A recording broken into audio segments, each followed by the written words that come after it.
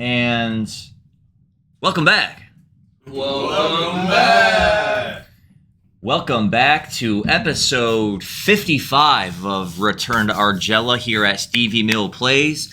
This episode is called the Stealthy Scion. What does that even mean? Well, we'll find out this time. But welcome back, everyone. I hope everyone's having a great day. Hope y'all had a great afternoon. Hope your Monday has been great. Welcome back, sir. Hey, 12 Pioneer Flow for 12 months. Shee! Everyone take a rave point for that. Let's go. And for your 1 year, let me add these here. I have your stat sheet right here. Where are even your rave points? There you go. 6. Yeah, it'll probably be mine later. Then I'll have to make sure to hook you up with something for that. Holy flip. 12 months.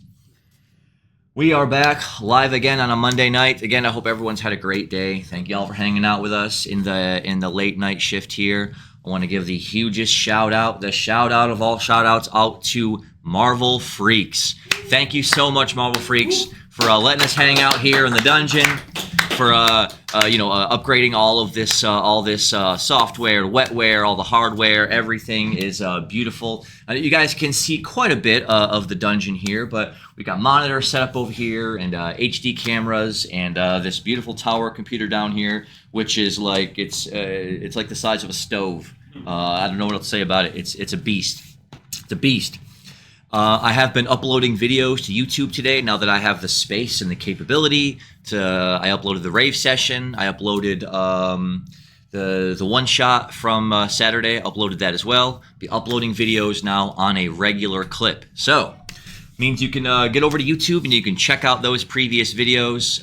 If we stay up pretty late some nights. So if you're if you have work in the morning and you can't stay up so late, catch us on the playback at YouTube. You can hang out with us at your job, and if they say you can't have your cell phone out, tell them they're wrong. tell them they're rolling again. Send a link to StevieMillPlays at Twitch.tv. Yeah, we'll send that link straight away.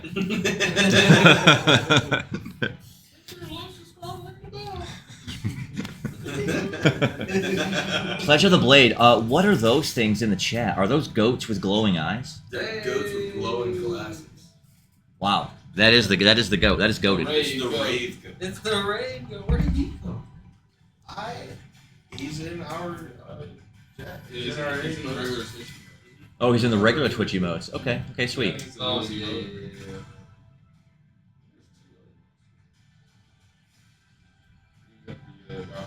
Let me find an emote that I know that you all don't have. No. He's just going to put the right one. Don't you do it. No, he's gonna flex. He's gonna do it. That emote that I just dropped there is actually from another streamer. His name is Saw My Head Off. He is a Dead by Daylight streamer that loves Dead by Daylight, but he made a persona. Bless you. He made a persona out of one of the survivors.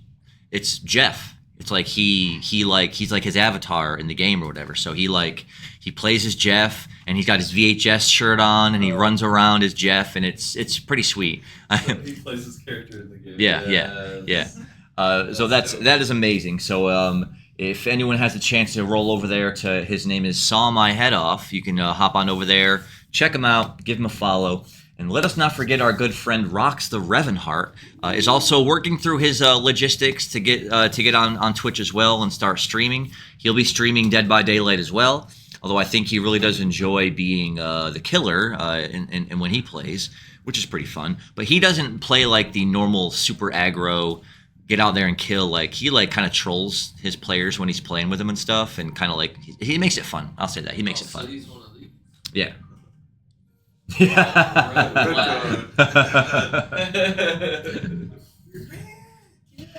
Well, let us go over some quick announcements here. Then we'll do some introductions, and we'll get right down to the brass tacks, right down to the lock, stock, and sprinkles. To the sprinkle thing. So our new weekly structure has changed somewhat here. Make sure to catch us every Sunday if you're local here at the best brewery in town. Our second sponsor, you can see their logo up on the top of the screen, Scuffle Hill. Y'all, thank you, Scuffle Hill. Thank you, Scuffle Hill, for giving us our big break on the D&D scene, because there wasn't any D&D happening in this town before Levi and I rolled in like a couple of wrecking balls. And Swept the scene, my God. yes, and so now if anyone's doing any substantial D&D in this town, it's happening at this table or the table at Scuffle Hill, and it's happening somewhere else. Again, they're wrong. They don't got D&D tables at the mother place. They only got the fish table. Really I'll tell you about the fish table? No. What's up? Tell me. We gotta save that one. Oh, yeah, tell me. What is that? An offline? Is that an offline conversation? That's a mid-session. All right. All right, we got it. You never Receipts. We got receipts. Thank you very much. Yes. Hey, they're almost identical. Ooh. They're almost Okay. identical. Oh, yes. I'm looking for a 427 or a 616. Just saying. Hey, you bring them in. We'll hook it up. There we go. We'll hook it up. That's some experience receipts for the end of the night, y'all. So yeah, every Sunday we are doing our Saga of the Dark Child campaign at Scuffle Hill. We had 10 players last Sunday, which was absolutely incredible. We had a great time, and we'll be finishing. We'll be continuing that session on every Sunday, moving into the rest of the year.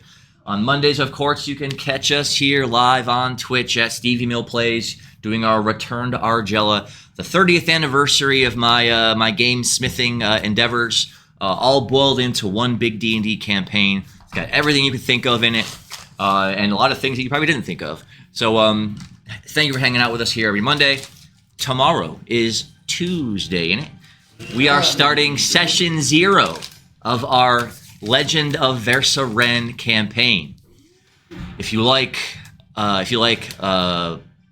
Assassin's Creed Black Flag, if you like One Piece, if you like Sea of Thieves, you will definitely love this campaign, because it is going to be a lot of seafaring and swashbuckling and roll it again. So, hope y'all are ready for that. So, for those of you who are going to be here tomorrow, hope you've given some consideration to the type of characters you want to play. We'll be going over all the new mechanics and setting up all the characters tomorrow for a good session 0, much like we did, which I'll get into here in a moment. So, super excited about that. Wednesday, the Zeta War continues here at Marvel Freaks. Everyone in that game was gifted or cursed with a strange, fantastic Zeta power, and it's up to them to get to the bottom of what happened and why. And as the Draco Lord Sheravaz and his tower floated ominously away from the city, they have to find a way to siege some kind of attack on his floating fortress.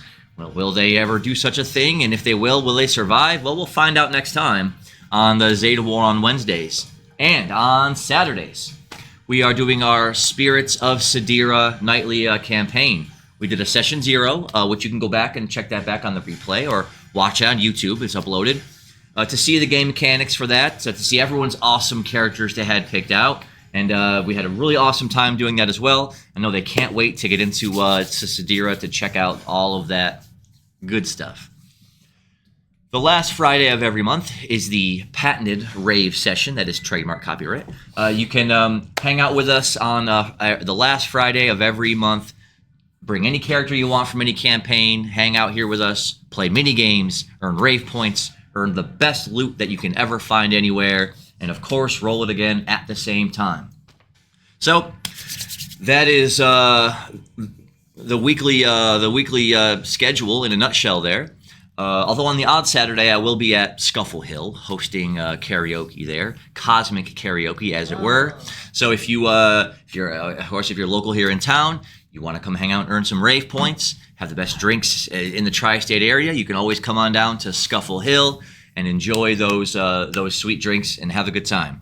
And of course, with Marvel Freaks and with Scuffle Hill, if you're not on the Facebook page already, please check them out. We are working through the logistics now to be able to stream from Twitch and Facebook at the same time. Right now we can do one, but not the other simultaneously. We're going to work through all that so that you can watch us on Twitch and watch us on Marble Freaks Facebook page at the same time, and that's going to be amazing. I think that's going to bring in a lot of people to check us out from their Facebook, peeps, and it'll boost us up. We can share that hype, and we can keep things going.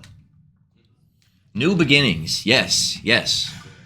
The beginning is the end is the beginning, or is the end the beginning is the end? We'll find out today, my friend.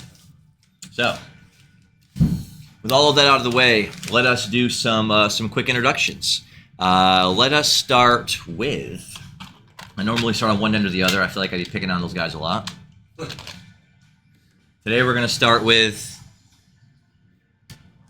you there in the red. Tell us a little about yourself. Tell us about the character you're playing today. Actually, if you want to talk about any of the characters you've got coming up here this week, you can definitely go into detail. Would you clear all the dice out of that box? I totally forgot to do that tonight. So, Brian, I'm playing, tonight I'm playing Shadow, the Gengar Pokemon. We have a few characters that I made over the week. We have 2 new campaigns, so I made, from Black Clover, I did like a Marileona-esque character. She is, I say esque because she's very different. She's half Titan, half Triclops, so Tien from Dragon Ball Z and a Titan from Attack on Titan. And then coming up soon will be Q-Row, and he is a time angler, or chrono angler. A chrono angler. A time fisherman. A time fisherman. So yeah, we got all kinds of stuff just planned for the future. Some juicy stuff. Indeed. And what's to follow today after that wonderful battle and destruction? I wonder. I know Who's you. looking at us? I wonder who's looking at us. We'll find out this I time. think we'll find out this time. All right. Yes, that's good. All right. Going down the line. Next, go ahead. Tell us about yourself. What character you're playing today. What you've got going on. Give us the deets. I'm Nehemiah. I'm playing Slippy the Slime Symphoneer. We just finished off Pixelton. Sweet revenge for her trying to sabotage the Zupenis LLC, disguising herself as a purple-haired baddie, and now she's dead, and we're not Sadie. We're not saying. Not even Maddie. Not even Maddie. It's actually kind of You could say we're Gladdy. But there were some odds watching us at the end of that fight. We're going to make our way to the last general and King Helena. But we got some answers to acquire on the way there. And some upgrades to be had. We want the next battle to go just as easily as this one. Might even have time in the next battle for some more shenanigans. I'm all about shenanigans, y'all, and you guys have been doing a great job of side questing and handling separate stuff while keeping the main story in focus. You guys have moved through 3 of the 4 great generals of Argela, and after the 4th one, it's the king, and then who knows what'll happen after that.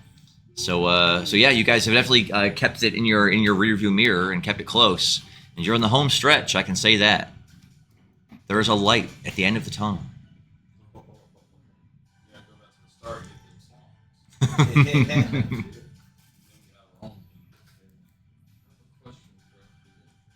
Yeah, go ahead. Tell everyone about your character today, the characters you have coming up in the upcoming campaigns, what you expect from tonight's session, or anything else. Go ahead. My name is Caleb. I'm playing Urban, the blind avian monk. My expectations for this campaign tonight is to catch whoever was spying on us and running away. A generous gift at your domain, however you would like to distribute it. Oh, it's a generous gift. Well, thank you. Thank you very much. I can see how that's a little scary. It's a generous gift. What the F? Why are you running away? Right. I feel that. But it's Saturday campaigns. I'm playing a new character called Stans. He is a sloth portal cleric. So he's really slow, but he just kind of portals everywhere he needs to go anyway. So it doesn't really matter.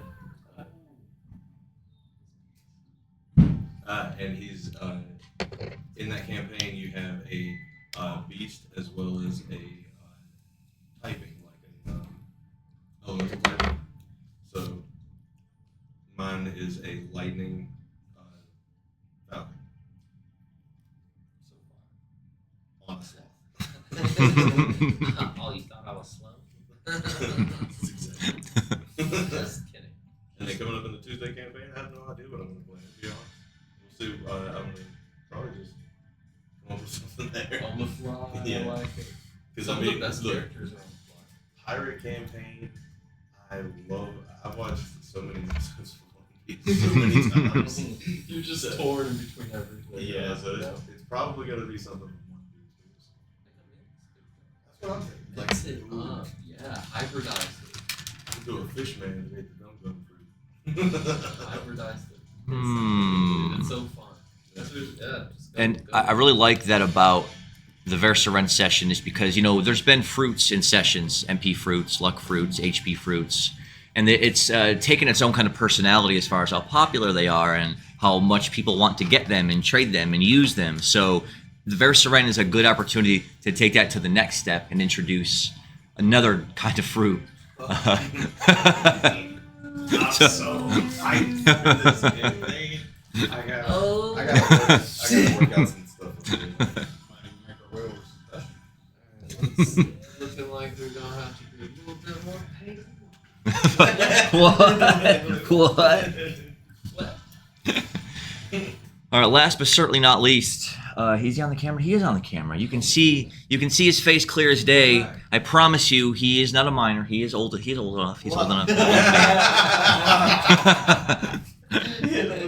Caleb, we're the same. Put your Levi's in the chat. Our birthday's on a Monday this year. Bro, I'm Oh, July 1st on a Monday. Mm-hmm. Yeah, look at that beard, bro. yeah, I'm 46 That's like years at old. least 30 years to it. Like each increment of like inches is like 10 years. He's got like. That's right. It's why you look so sagely, and it's why you look like people card you for yogurt. You're old enough to buy this. But you know, I've had to card people that look slightly older than me. I bet they do, bro. How are you carding me? Are you old enough to work here, son? But tell us about yourself. Tell us what character you're playing today, or any of the characters you have coming up in any subsequent campaigns. What you've got going on. Let us know. Let us know what's going on in the world of Levi today. Okay, so I'm Levi. I'm playing the Khajiit Rogue, Sprinkles. But I'm really excited about the Tuesday campaign because I'm going to be playing a Merfolk War General as my character. So I want to be able to like rally Merfolk in the waters and send them to attack and direct them to attack naval ships or That's gonna be good. pilot them. I'm gonna counter that. I wouldn't be that guy. I think it'll be fun. I can help you out too if you like do like a One Piece character. If you fall in the water, I can send the Merfolk to save you. That's why I was like, we want to befriend the fish people. I'll constantly be rallying troops like Napoleon. I love you. I won't have thousands and thousands What do they call them? Will you hand this on slip, It's please? the C word for like somebody who commands a fleet of ships. Not a captain. Not an admiral. Or Commodore. Commodore. Ooh. That's what you're thinking of. Yeah. You're thinking of Commodore. Yeah. Commodore. Mm. Yeah. That's what I was looking for. I knew it. Somebody had it. All right, and last but not least, definitely the last, and maybe the least. 'Tis me. I'm Stevie Mill, your dungeon master for all of these amazing games we have happening on Sundays and Mondays and Tuesdays and Wednesdays and Saturdays. Some Friday. Some Fridays. Games are life. I've been a gamer forever. I know when I was a kid, I would make up all kinds of weird games and get people to play them. I know when I was a kid, I took a chessboard and I made little figurines to go on it, and I gave them all little stat cards. And it was when I was a kid. Now they have HeroClix. I don't know. Also I came up with card games when I was a kid, and just lots of other things like that. So game creation has always been a big passion of mine. I love game dynamics. I love game mechanics. I love kind of turning things over on its ear, making it a little different, but fun at the same time. And D&D is a great example of a platform to where you can really do it the same way, but do it so differently at the same time. We are D&Ding right now, but it's, the namesake is about the only thing in common. The combat system is different. The dice mechanics are different. The skills are different. Everything is different. It does pay some homage to some old school games like Fire Emblem and Shining Force, games like Final Fantasy Tactics, and some of those awesome games I grew up on when I was a kid. Definitely pays homage to all of those. And so I hope if you've been watching us from the get, or you're just catching up with us some part of the way through, hope you've been enjoying all of our antics and our dice rolling. If you ever have any questions about how the progressive D6 system works while we're rolling, you can drop them in the chat. I'll be glad to answer any questions you have. And of course, this fall, we're going to try to publish this block of rules into its own rule book so that we can get it out there for the masses, so that we can see if anyone else out there wants to roll at a game.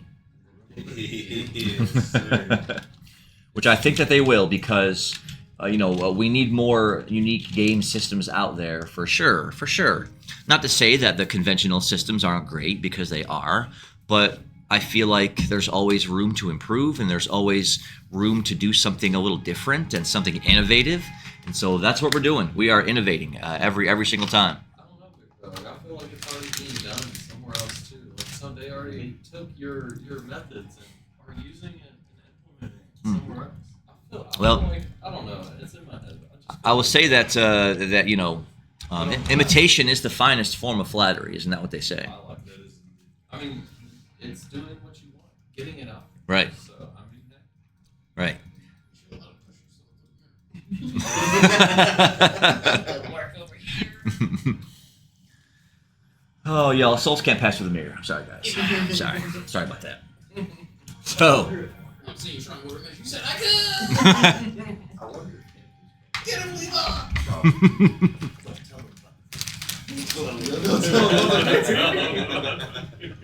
When we tell you what happened, it's like a whole you said inside joke. oh, so I had a question. Yeah. So, could I use my fast travel to go to Zephyr? Or not part of the main group, no. Sorry, but that's a no-go. So, with all the introductions out of the way, Oh, my brother says, sweet and low. Let me see that Cosmic cosmic roll. roll. Put him in the box. Cosmic roll, y'all. Cosmic roll.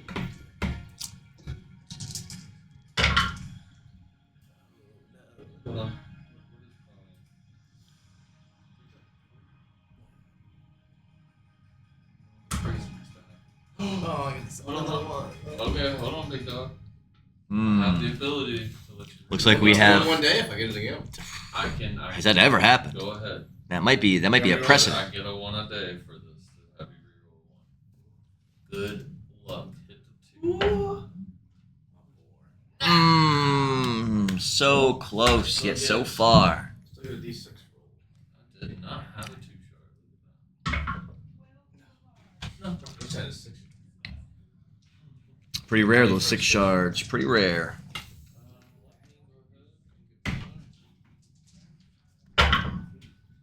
Two. No. 1, 2, 3.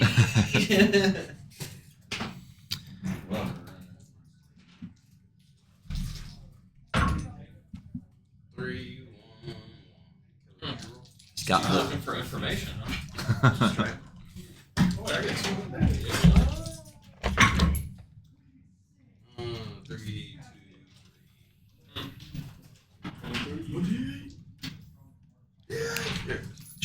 Hadouken? 425. Very 425. But That no is secret. quite close, but no Cohibas. All right, so let us go back a little bit and reminisce about what happened in the last session. After making their way up through the castle of Selatip, they arrived in Queen Pexiten's throne room, where she challenged them to a battle, and it proved to be one of the most difficult battles that they've encountered so far.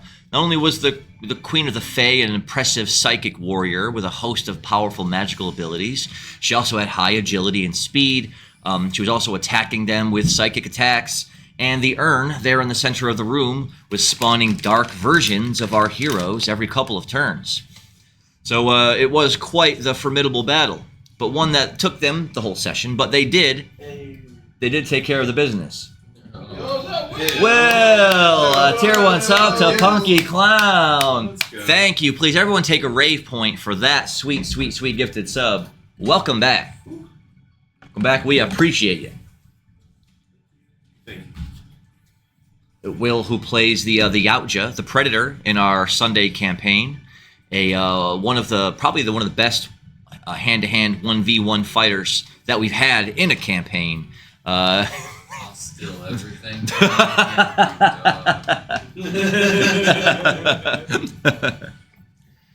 And Taryn was playing Pinkie Pie, the awesome My Little Pony character, which is amazing because her skill set takes away opponents' turns and makes them dance uncontrollably, and in a pinch she can trample someone's head clean in.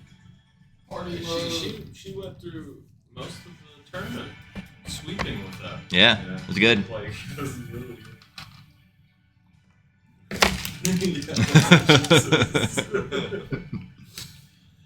that rate point that we just got from the sub put me at exactly 600. 600 rave points. Whew. That is unimaginable. Y'all racking up so many rave points. We're just gonna open up the rave realm with how many rave points we can get. Wow. Telling you. Yeah, I feel like if it's gonna happen, it's gonna happen in this campaign, y'all. We're almost at 29 is your next one. Jeez. 29. No, 29 is your next skill. Like you'll have 29. Can I move that over the? There we go. Like literally 29. So after defeating the Queen of the Fae herself in her own dark abandoned castle and destroying the urn that was catapulting all the dark versions of yourself up and out, she exploded at the end, sacrificing her own life to damage you all as much as she could.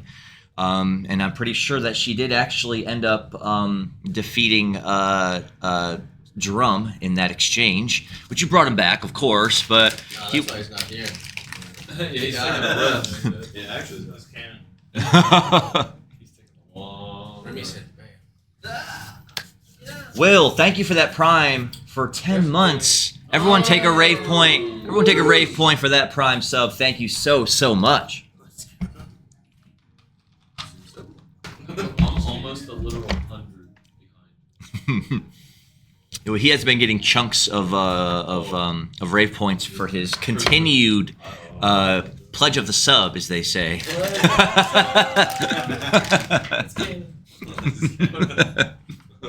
On top is an alias. That's right. I mean, we're gonna have to. We will. You will be immortalized. Of that, I can assure you. And so after Queen Pexiten exploded violently in her own throne room, the group of you were left there to pick up the pieces.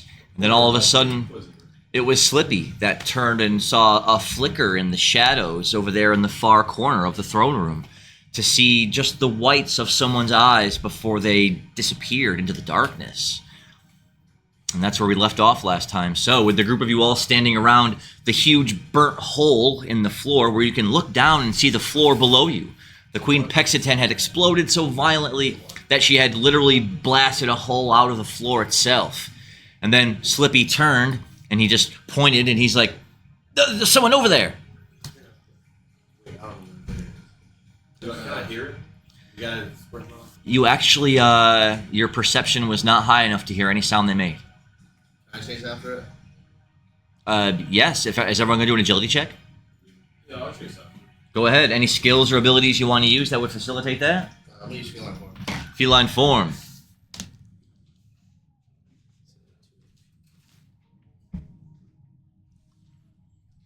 Isn't the room destroyed from like?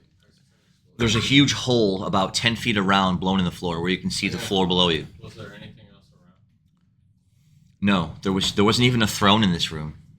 So just an empty battle room. It's an empty throne room, yeah, an empty throne room. Okay. I'm gonna 5 on my feline form. Okay, nice. I'm all Raven Cargo. Raven Cargos. 1d12. Okay. It's on myself.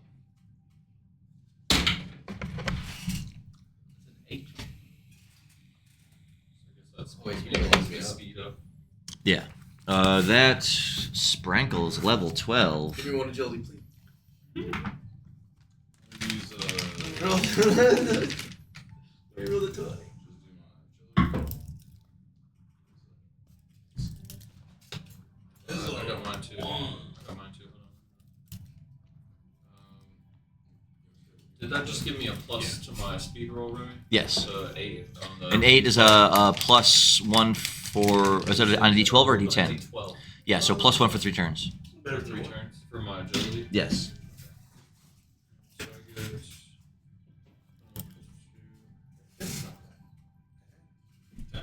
And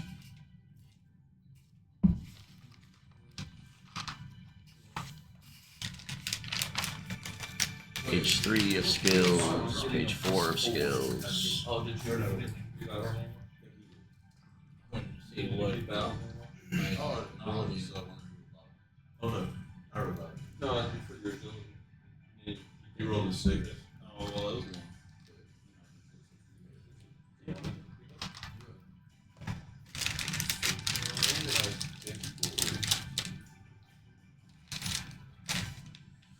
I thought you were gonna stay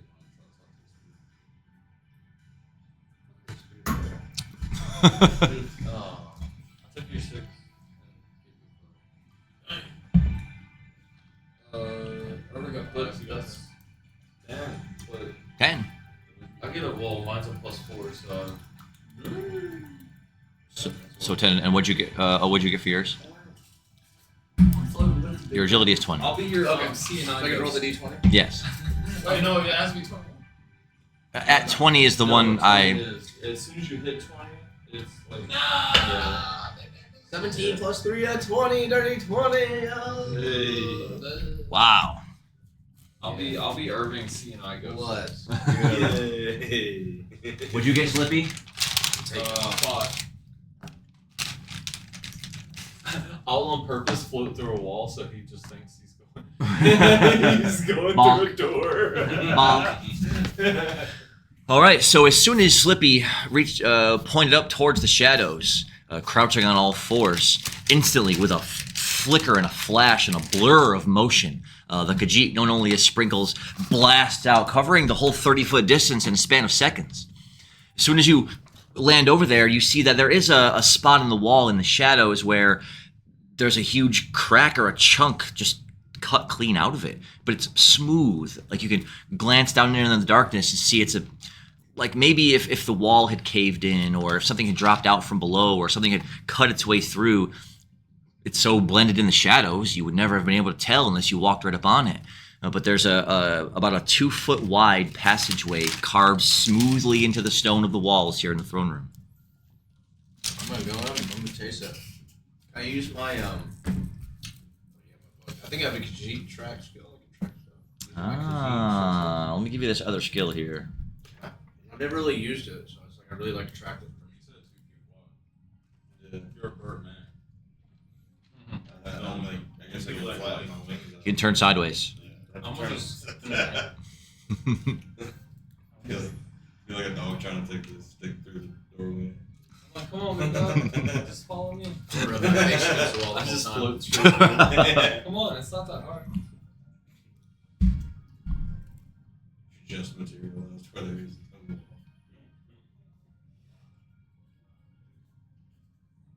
wants to go to the astral Hmm. plane? You're gonna go have a mind battle. There's goblins. Oh, are they mind goblins? Oh. Fury. What's it? He already knows.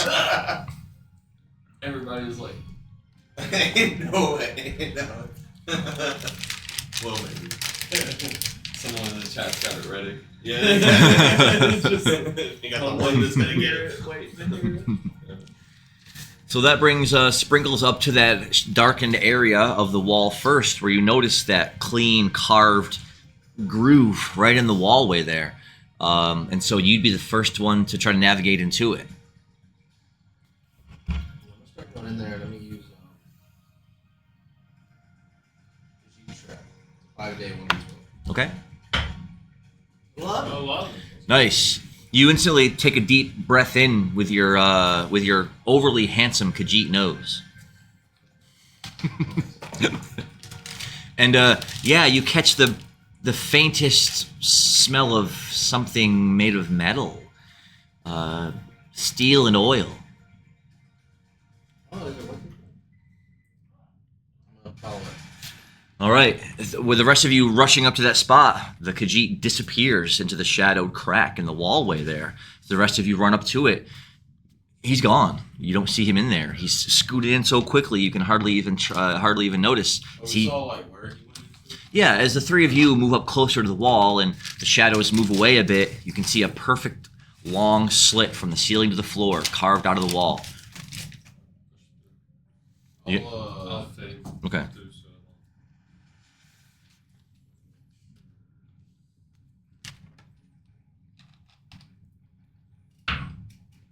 Yeah, I'll use Quake. It's 12 MP, 1d20. Go ahead.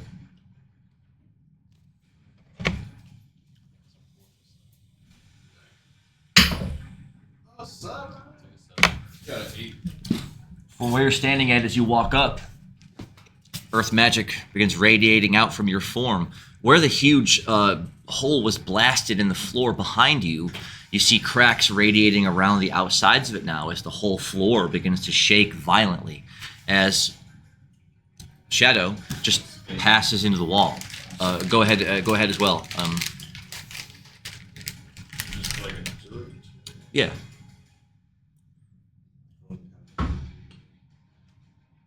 I rolled a 1. A 1. So yeah, you walked up to the spot, feeling with your hands how wide it was, and as you turned and wedged yourself in, one of your wings kind of curled up over and kind of got you stuck a little bit in there. And then you hear Slippy behind you going, we better go, as you feel the floor violently rocking below you. As you turn back and look, where the huge hole in the floor was, chunks are now falling out from that spot in an ever-widening circle as the whole floor is now giving way. Can I try to get back out so he can get through and then try to fit in? Agility checks. No, that's Interrock. You're already at the What? hole. Just push him through. Yes. Push him through. And that would be a strength check for you. You might push him Yeah, through. wait, let's do that. Yeah. Can I help him with that? Just like, Alright. Then your strength check and your agility check. I'll just attempt to attack or Unless you want to use a pre-date move. I mean, you can hit me, dog. I got nothing even,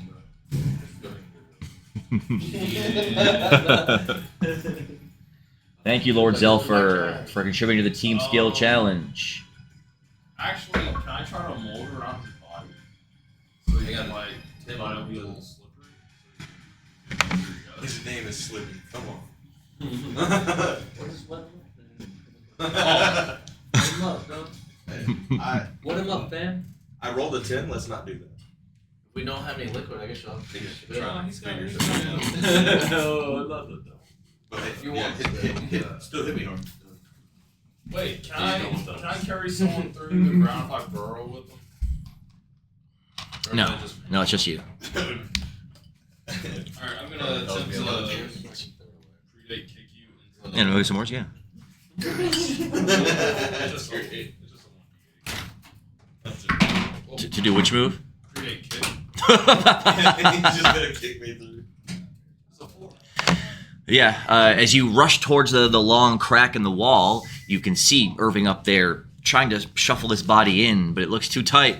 You just lunge at him, one leg spurling out of your body as you feel something hard kick you in the side. You're not going to block it, right? No. So you take 4 minus 2 damage. One of your wings unfurls a bit as you stumble forward a bit into the crack in the wall, which then gives Slippy enough room to slide in there behind you. So now as you're phasing through the wall, and he's already on the other side, and the two of you are moving through the wall, the whole floor with huge rocks and cracks forming out of it gives way until now the entire area here in the throne room has a circle about this big knocked into the floor.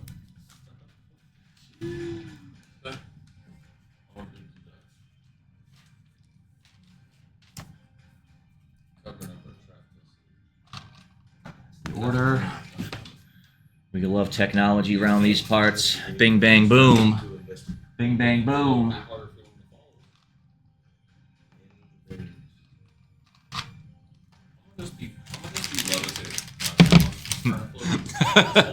Permaflow. All right, so Sprinkles is the first one to, and the crack in the wall does shift to the right and to the left here and there. But as you're quickly moving your way through it, you come out into what seems to be another darkened hallway of the castle. It goes to the left and it goes to the right. There's no torches, no light around here. Your feline eyes are picking up ambient bits of light around you, letting you see some up down the hallway about 20 feet in either direction. Where do you go? God, am I still tracking them? The scent brought you out to the spot. Yep. Go ahead. Okay, so 4 more. Another 11! Man. Yeah! Good night for me. Very nice. So you stopping for a bit, sniffing around the hard, cold stone floor. You feel like the scent of metal takes you over in this direction. And then after you've been sniffing at the floor for a few moments, drifting out through the wall, Shadow. He literally melted out of the wall. You turned. Be like, follow me. I'm gonna do an agility check and start poking. I'm like, where's he at? Oh shit, here we go.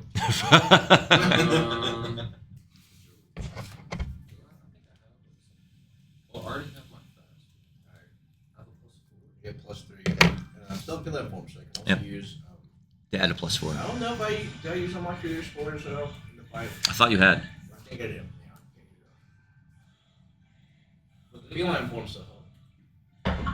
Would freeze right now? Ooh, 18. 18 plus 3. There's got to be wind. 21. That's higher than last time. Well, no sooner does Sprinkles say, "Meow, it's this way," that he literally bolts. I'll use it. Go ahead. Oh no! That's a 5. You floating down the hallway, he flies in a flash. You hear his claws into the stone, skittering all the way. He spins around the corner so quickly, you've only made it halfway down the hallway before he disappears. So I know that he's taking the left. Yeah, I mean, it's darkened, and you can... right, actually. No, yeah, it would be left. Yeah, then I'm going through the wall to cut him off. I'm gonna fade through the wall. and about that time, you two will be coming out as well. Let me roll my D10. Ooh, it faded right out the box. We're gonna be pushing Irving as we get out to the open section, but now no light. And then Yeah, that ask was a Irving, 10. You see where they went? You feel where they went? You hear where they went? Do you smell where they went? You might be able to smell me. Ooh, can I smell the cat? Yeah, I know where they're at. Let's go. So yeah, they had disappeared down the hallway when finally, with a grunting, you finally kind of get booted out into another hallway. Getting your senses, you feel like you're in a small bit of a compact hallway room with a hallway going off in each direction. And you hear Slippy molding his way out of the crack in the wall behind you. As you take a deep scent in, and you're like, it smells kind of like musty cat. Oh, yeah, guess which would lead you off in this direction. So with Slippy behind you, the two of you are going to continue on. We're gonna cast Radiance so I can see. Okay.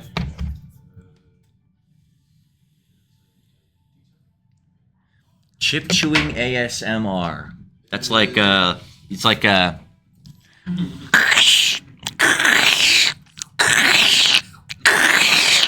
Pickle chewing ASMR. Oh my god. I've played too many Call of Duty games in game chat. That is just Oh, bro. People just eating their mics Yeah, bro, yeah. the whole time. I'm like, how do you have the mic that close to your mouth? It's like in there? it's like get your belongings out of your throat. I'll never get So as Irving begins walking confidently down the hallway, unbeknownst to Irving, a bright white glow.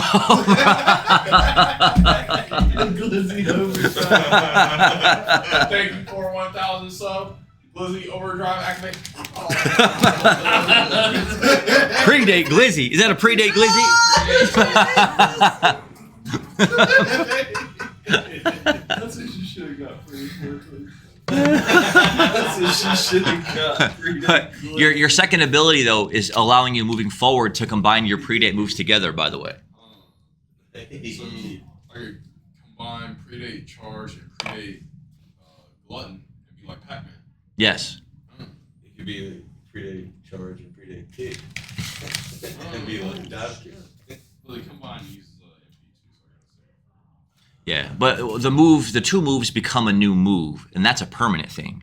So, but it costs MP to do it, of course. So, That team skill to 45. Oh, Okay. I have teams. No, it's a race skill. Cheer. Yeah, I have Rave Cheer. I know that the new team skill is gonna be Cheer. so yeah, Rave Cheer lets you attempt to I think that was our heal.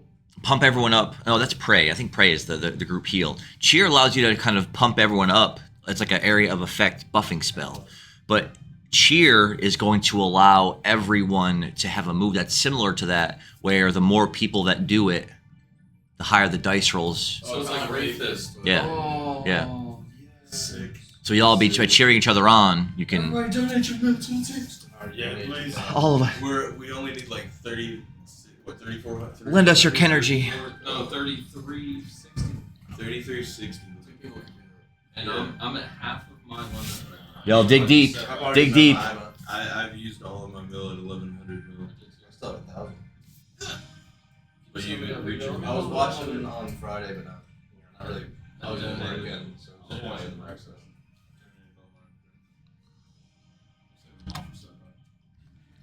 I think I have some.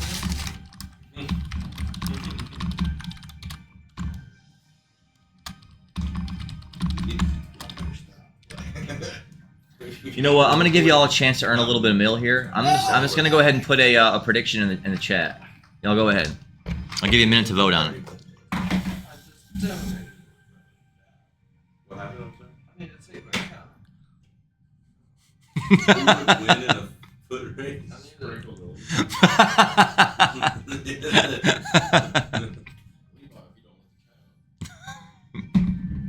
I have caught sprinkles. What? My actual cat. I have caught her. How is Levi 210? I'm just watching. I have no milk. No, I don't have it either. Sprinkles. Yeah, everybody vote for Spring. Put Sprinkles back at 69%. Dang, Levi, 66. You did that, didn't you, Levi? Yep.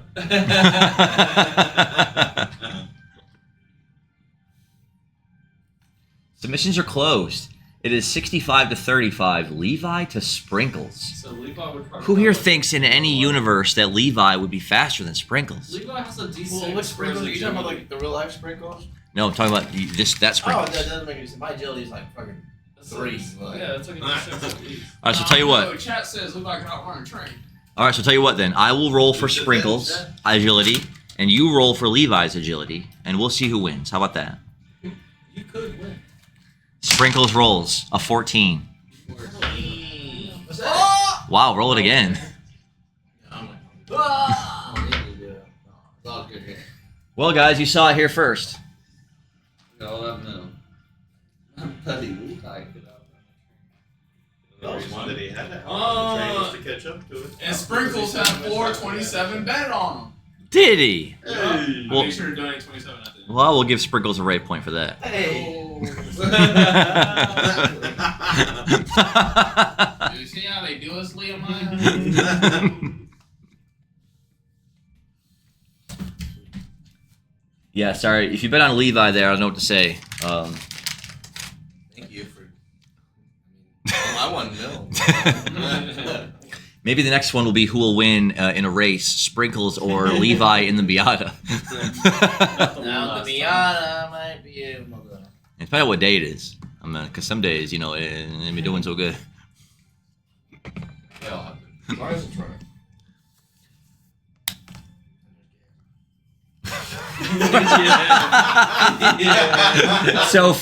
Sophie, you are a legend.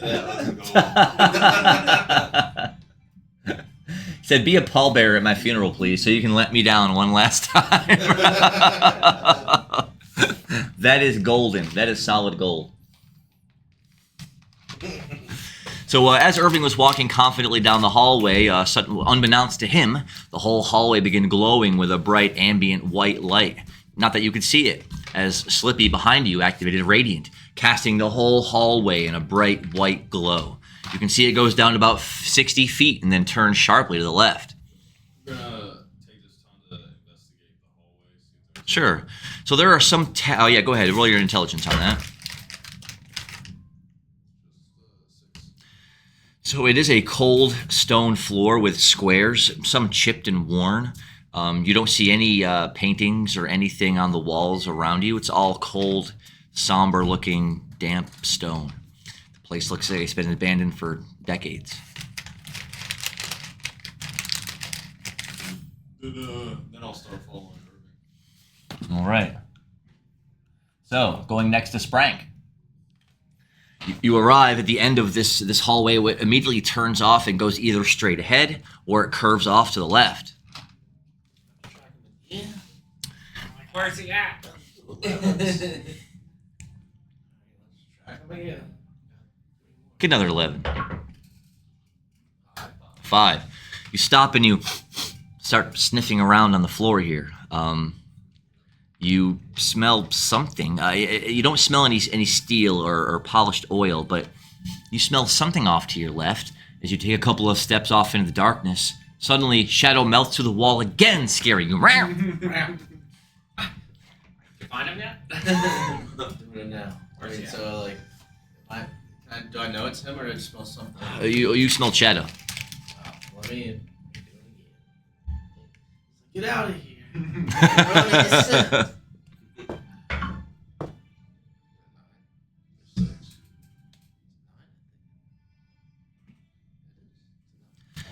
So, sniffing down this hallway, you don't smell anything out of the ordinary. Backtracking and going down this hallway, you turn, and you have to take a couple of steps forward before you catch the briefest hint on a low bit of draft. Guilty check. Go ahead. No. Oh no! See how they do it. I mean, it wasn't good enough. They're not with Road. I'm a 6. And what's he at? Hit a 1. Well, it was 2, then he battled it. And whoa. How do you make it 2 worse? Wow, I don't see know. how they do I us, don't try know. everything. Roll around the whole thing. You don't have a reroll, sir? Dang, we're done. I will, still gets +3, I got a 4. All right. Well, as you start walking slowly forward with shadow behind you, 4 is not turn. Irving and Slippy arrive at the last intersection, and with the light cast out in front of Slippy, you can definitely see them, their silhouettes down there at the end of the hallway. So you know which direction they're going. They're about 30 feet ahead of you.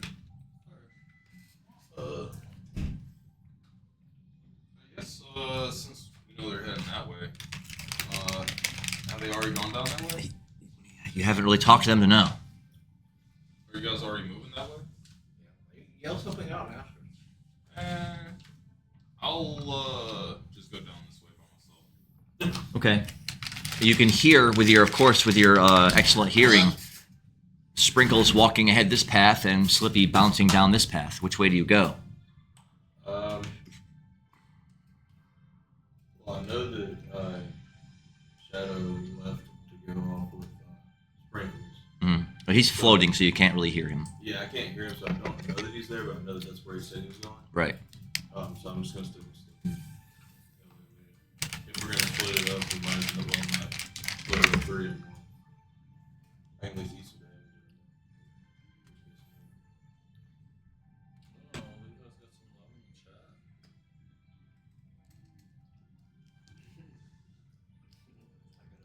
Hey, Matty Ice, welcome back. Welcome back. Oh, sure, Levi's in the chat.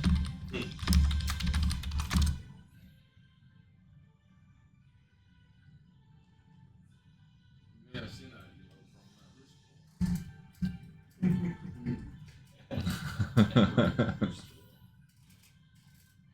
classic residence.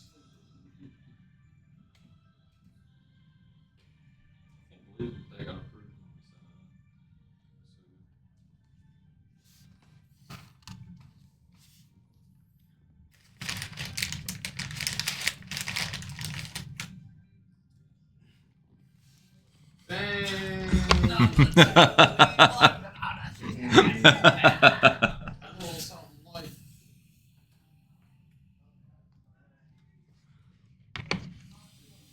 All right, and so then as the two of you, Shadow and Sprinkles, walking down one thin hallway, while Irving and Slippy are walking down the other, it's very similar in retrospect that you both the groups are walking down the same darkened corridor. They look very similar, and they lead. We will see where they lead to here.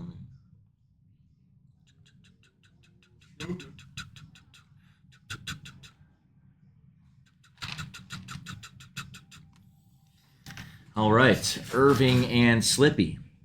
You all come first to a spot where the light does shine out straight ahead of you. Your radiant has lasted for a good couple turns. You can see a hallway down this way. The darkness only goes out to about here, so you can't see the end of this hallway, and it still goes on straight ahead. I tell Irving I'm gonna check this area out, then I'm gonna come back and we can finish going down this hallway. And then that's my radiant worn off at this point. No. feelers out while you're going. I'll just investigate this area. Sure. And so as you bound that way, it does reach what seems to be a dead end. Though you see a small 4-foot-tall stone column with a broken, chipped, worn statue on it. The statue's about this high, made out of stone. Got a 10 on my investigation. So you don't sense any magic about. You're not sure if there's any traps, but there's nothing else really here. It looks like maybe it was an ornamental statue placed there long ago, but has long since fallen into ruin. The stone column, grooved and shaped, is about 4 feet high, with the 1-foot stone statue of a dwarf resting on top. See any scratch marks on the floor to indicate it's been moved or anything? No.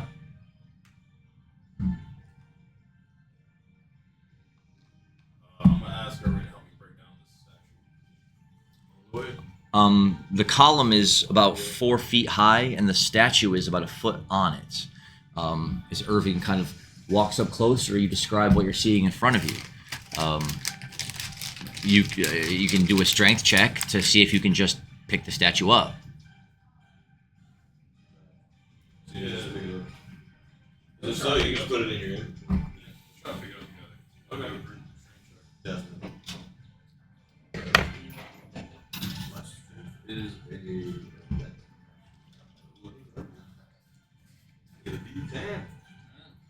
10. 7 out of 10. Oh, You- 7 is.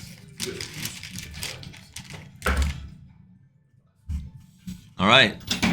So with Slippy sort of looking about cautiously. Irving just kind of walks up and feels the statue there and just takes it off. And it's a little heavy because it is made out of solid stone. But as you pick it up, you sort of wince, expecting something to happen. But nothing happens. Yeah. It's a stone dwarf statue. I'll give it to Irving. Now I'll put myself on the column. Nice. As you vault up on top of the column, of course your body's sort of spilling over around it because the column is only about this big around. Your weight is going to... Well, you hear the stone column underneath you cracking, chips falling off onto the floor as your weight may be too much for the column. Start shaking a little bit. All right, you hear him shifting his body, and you hear the subtle cracks and creaks of the column as it begins to break. And then, with a Slippy falls onto the floor in a pile of cracked stone. You broke it. Good job. On to the next. Yeah, we'll take the statue and leave this hallway now. Yeah. All right, this brings you over here, but as it does, we will go to the other team. And this is just to continue along, and there's a couple spots where there's some of the cracks have a little bit of water, puddles forming up in some of the more recessed cracks in the floor. Condensation may be causing small puddles to form up there. But the two of you continue down the straight hallway.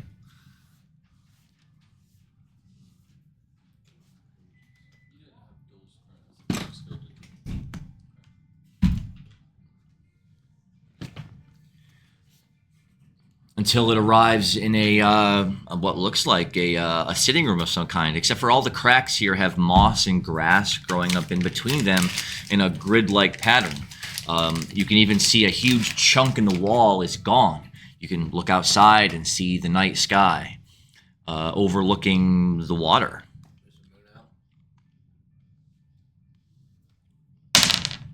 Yes, it's a full moon. It's letting in a lot of light. It's letting in a lot of light. Yeah, letting in a moonbeam of light into this room here. Well, the two of you can investigate. Keep track of him. I haven't lost this guy yet, so I'm gonna track. Yeah, he must have went through that. Or is that the only place you can go in this room? Looking about, it just looks like it does seem to be a dead end of like a sitting room with moss growing up in the floors, and there's just that hole, a big chunked hole, knocked, worn out of the wall. I want to go through the hole. You want to? I would say you should investigate first before you go jumping out of windows. All of these want intelligence. To keep track. No. There's a one. And I hit it, but I got an 8. And what do you get? We got a. So, as you begin sort of floating about the room, looking, Sprinkles walks towards the open hole, looking out towards outside in the moonlight. While you're floating around, you notice over here there's another small puddle of condensation and water, but there's a column sitting there with what looks like a statue of a stone goblin. You could reach out and sort of, it's about 10 inches tall. You could reach out and grab it and pick it right up off the column. It's not attached.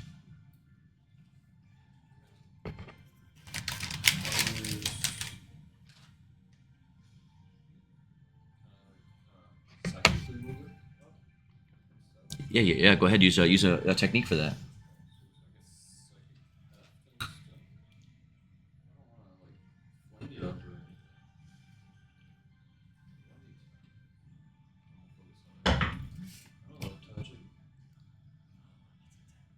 Roll again. So yeah, the statue just begins floating 1-2 feet up in the air, slowly rotating about in the air as you're examining it.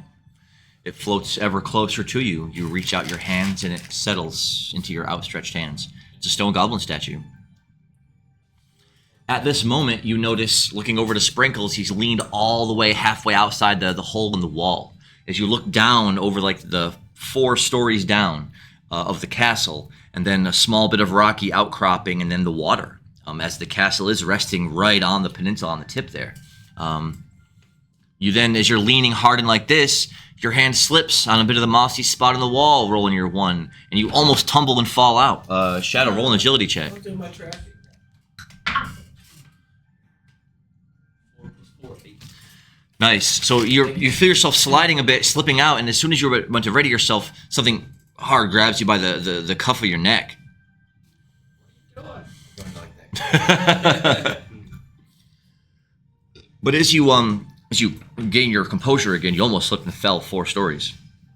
You lean back out the hole and looking about the walls, and yeah, sure enough, there's little grooves in the wall, in the wall, 1, 2, 3, leading up to another window up higher.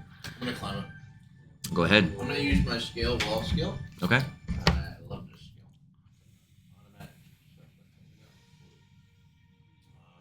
26 AP. After rolling triple sixes while climbing on a wall. Free skills. And I'll float. I'll roll out for 6. It's a 5. 5 does work. 7.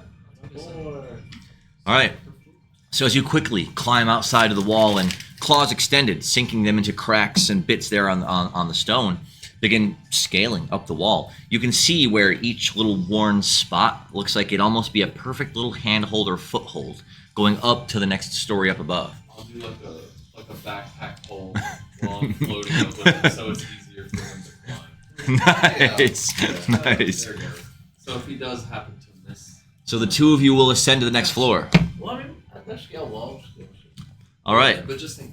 For Irving and Slippy, you two walk out into this next area and see that it looks to be some kind of a storage alcove at one point. There's boxes and crates and barrels under inches of dust all stacked up here. Yeah, we're just gonna smash. Strength checks. You got a Blow up I could do that spinning roundhouse move that I have. Breaking barrels like a Street Fighter game. You guys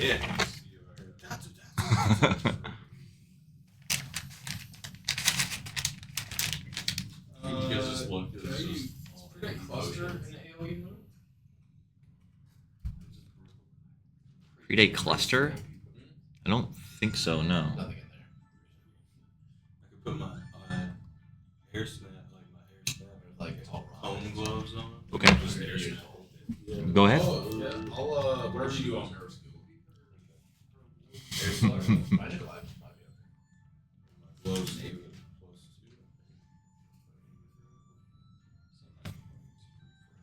Is the giants, wind gloves, and the snow snap bracelets. Is that a +1 for Wizard robes. Yes. unless it has protection. Depending on the level of that. I just 3 AP and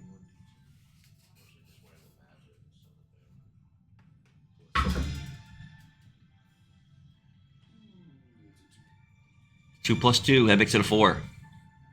Slippy's gonna mirror skill. Can he hit my bonus? Let's go. Yeah, I guess it is the same action. Ooh, a 9 Plus and 2. a. Wait, or is that a 6? No, this was a good. Let's go. 9 plus 2 is 11 on a D2. I got a 7. Excellent.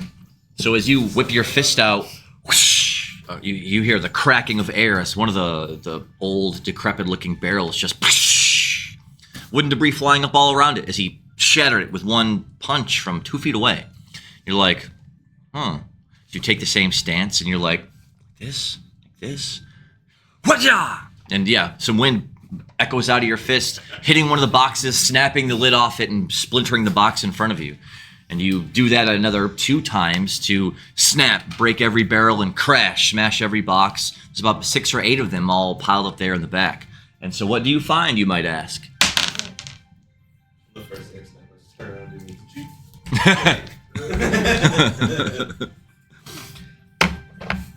So the only thing that you noticed that was of any potential value was some kind of metal ore inside of a couple of the boxes. Yeah, we'll take the 4. All right. Altogether, it's 12 charges of. I'm sorry, 6 charges of iron ore and 6 charges of silver ore. You keep it. 6 charges of iron, 6 charges of silver. Mm-hmm. I ain't gonna be doing no forge. I can't, you know. I'll be hitting my thumb all the time. And then after that, since this is the end of this area, was that all the boxes too? Yes. Okay, then I guess we'll go back down to the other hallway and take the other path that we saw Sprinkles and Shadow take. So you want to go this way, following them? Yeah. Okay. And that takes you down a long hallway, seeing puddles and rivulets of water all on the floor, until you get to what looks like was some kind of a sitting room at one point. But there's moss growing thick in the cracks of the stone tiles here, and nothing but a hole leading to outside. You can see the moonlight trickling in. You don't see any sign of Shadow or Sprinkles anywhere. Over against the far side of the wall, there is another stone column, but this one has no statue on it. Let's try putting your statue on it. The dwarf statue. You rest the dwarf statue on it. It's a little wobbly. Nothing seems to happen. Just gonna Alright, take I'm the, gonna gonna take take the his statue name, and try just to- try to start smashing it. The statue is stone. Sure, strength check. Wait, he had that's 0 from So the first time you slam the statue onto the top of the column, it actually breaks the foot off the goblin statue. Poor guy. It's okay. I thought that was from You, Strength check. Also do my strength too. Wait. Oh. It was a thought. Matching 5s. Yeah, as you reel your hand up at the same time as you draw your hand back with the statue, boom, knocking a heavy chunk off of the side of the column. It lands on the floor. The column then tilts over a bit, leaning against the wall.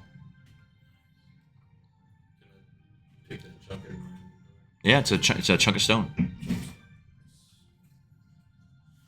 looking to use this expert throw ability. The throw hunks of stone. I'm gonna take another part of the broken column and push it through that hole where the moonlight was. Sure. Picking up the column, you walk it over to the hole there, and as you have to heave it up like this and you push it out, you look outside to see it tumbling, knocking off the wall, falling, hitting the ground, and then rolling a bit, then tumbling down the brief, scant coastline and sploosh into the ocean. So I didn't hear a meow, so it didn't hit the cat, so he probably went up instead of down. True. Investigation checks.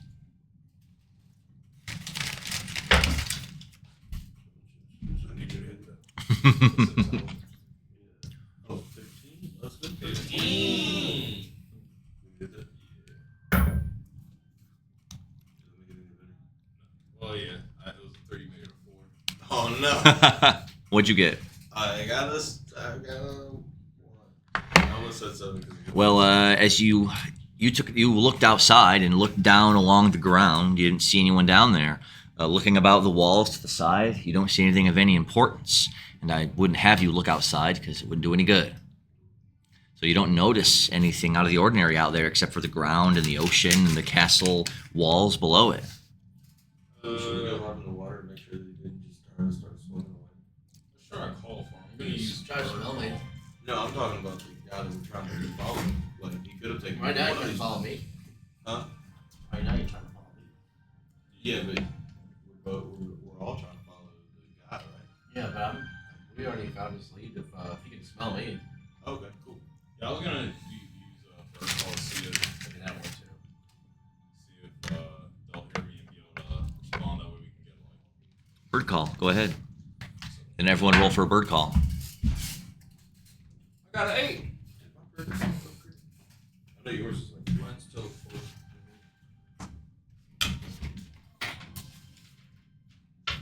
Yeah, mine's 3 a day. 3 a day, 1 D. Mine's just beautiful. You try to jump it Crazy that my other character What do you has a roll? stronger D4. Has a stronger bird call than my bird character. I can hit the one. Yeah. Well, yeah, I got a big boy.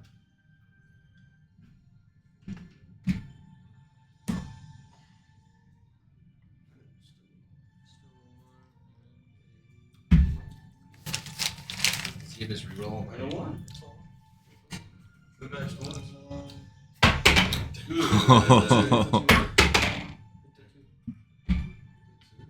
Yeah, because we're ones. Yeah, we're ones over here. Good. Yes. The 2. They got some. Oh, sorry. They got some distance. Still. So Who this had, matched? Who matched? All right. ones. Nice. So as standing there, hearing Slippy pushing himself out the window, looking around, he says, well, "I don't really see anything out here. I wonder if they landed in the water." To which you just lean back and just go. So of course, the two of you, after climbing up the handholds and inside the window, you're on the next story up. As soon as you fall inside the window and get up and sort of dust yourself off, it looks to be a bit of a broom closet with dusty mops and brooms and buckets and cleaning solutions all on the walls here. Then, all of a sudden, Shadow hears it. I look down. Hey, we're up here. Yeah, and you guys heard that coming. Drop our rope down. You have rope? Let's go. I know for a fact.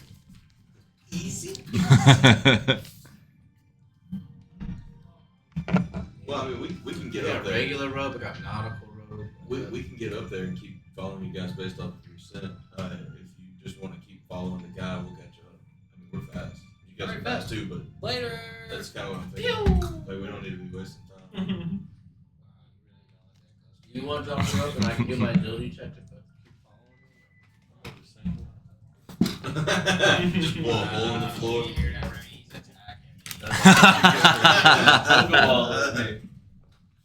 you know what comes with that. No, I don't. You got out of the ball, nothing comes back. Yeah, I'll drop the rope down, Joe. Okay. Got like 4 or 5 just reroll. After a few moments, Slippy notices a coil of rope dropping down from above.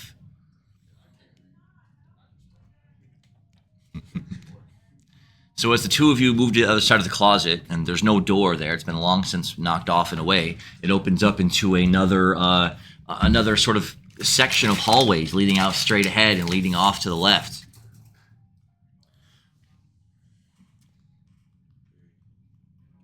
What do My you- investigation. Yes, Go ahead. I think it's both. my Roll keep yours first. track You velocity. roll yours first. So 5,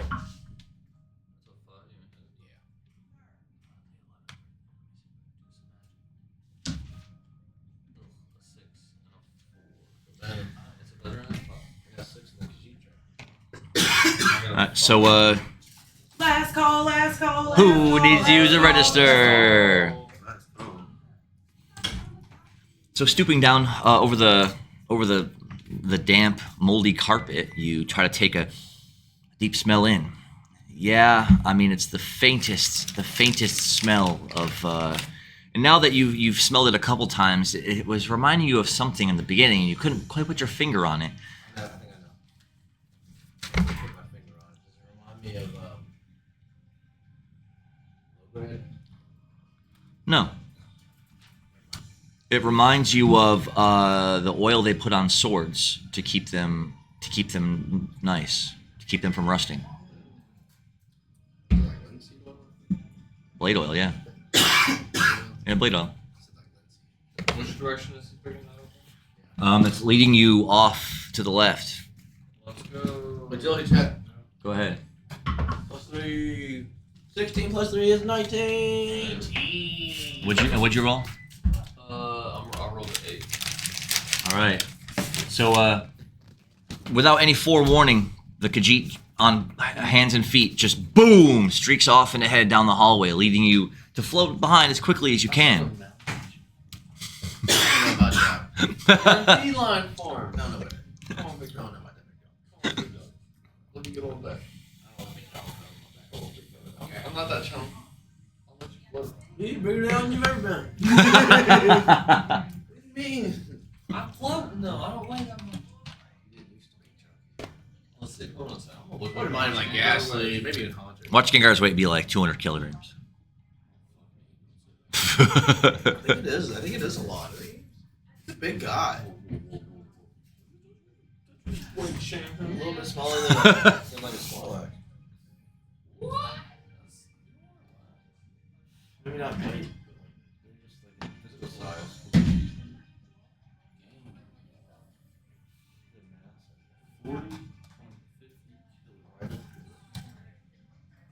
That's only like 30 pounds.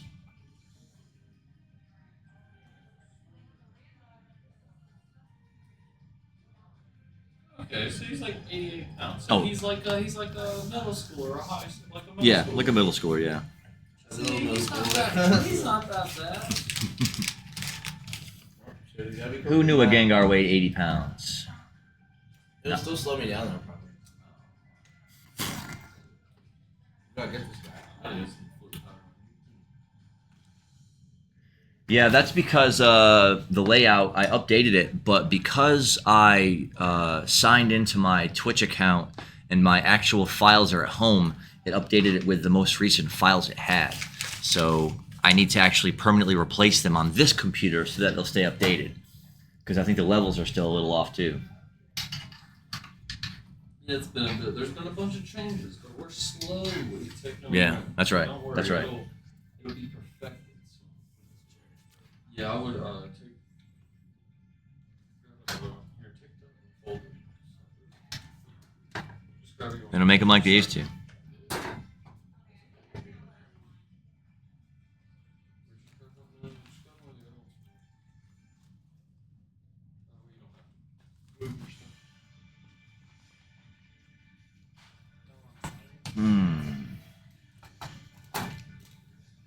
Yeah, it is, man. I remember how it was when we started out up there in the Plunder Dome with those low-res cameras in that tiny, tiny little room. Bro, but the nostalgia, the nostalgia of going up there and doing, the stream and late night, extra sessions, the side. Oh man, yeah, we do so many. I do so many streams and so many public sessions now. I have no time for side quests.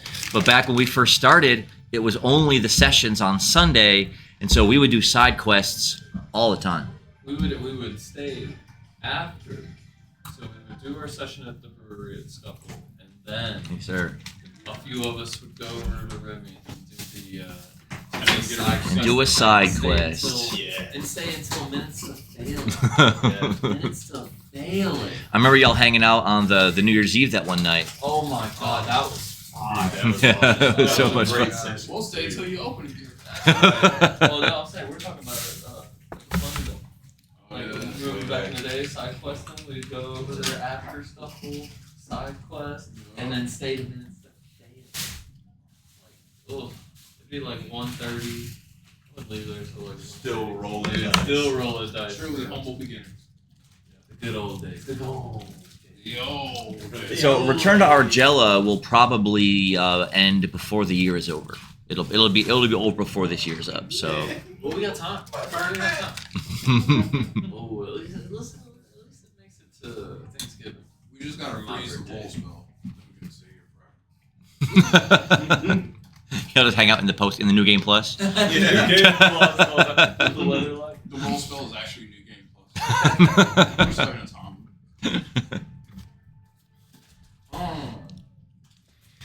Sprinkles is the one that dashes over to the corner of the room and sprints on ahead on all fours, his feet and hind claws skittering against the ground until you arrive up to what seems to be kind of a dead end here. It's a thin stretch of wall on this side and a wall in front of you. You thought there'd be a hallway or a corridor, but you don't see any. Oh yeah.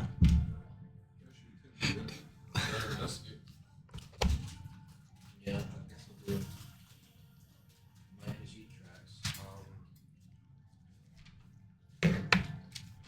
lighting back here? Can I see? No. Your feline eyesight enhances whatever ambient light is in the room, which is a very small amount. So you can only see shadows sliding through shadows as you're standing here in the corner. I don't see any. Well, yeah, I'll light a torch real quick. All right. I'll use my. As Shadow turns the corner and he's walking ahead further in the darkness, he sees the sparks of light and then the torch flare out. Seeing Sprinkles' too handsome Khajiit face looking about it, well, it looks like solid, flat stone walls. Then I'll do it. That's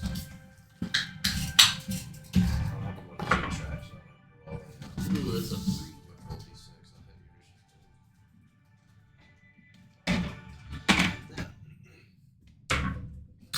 And a 1, you paid me back. But you got a 5. 5, nice. And so, not really knowing what else to do, you start sniffing around in the corner, sniffing the high wall in front of you. And as soon as Sprinkles turns and puts pressure on this wall to start to sniff it, it just rotates in. As something pivots and the whole wall just shifts like this as you go stumbling into another room. Following close behind. At this time, Slippy and Irving do a strength check to climb the rope. Right, I've done this before. I can slide the rope through my body and climb up. That's true. By assimilating the rope into your body. I'll still do straight. That's a 10.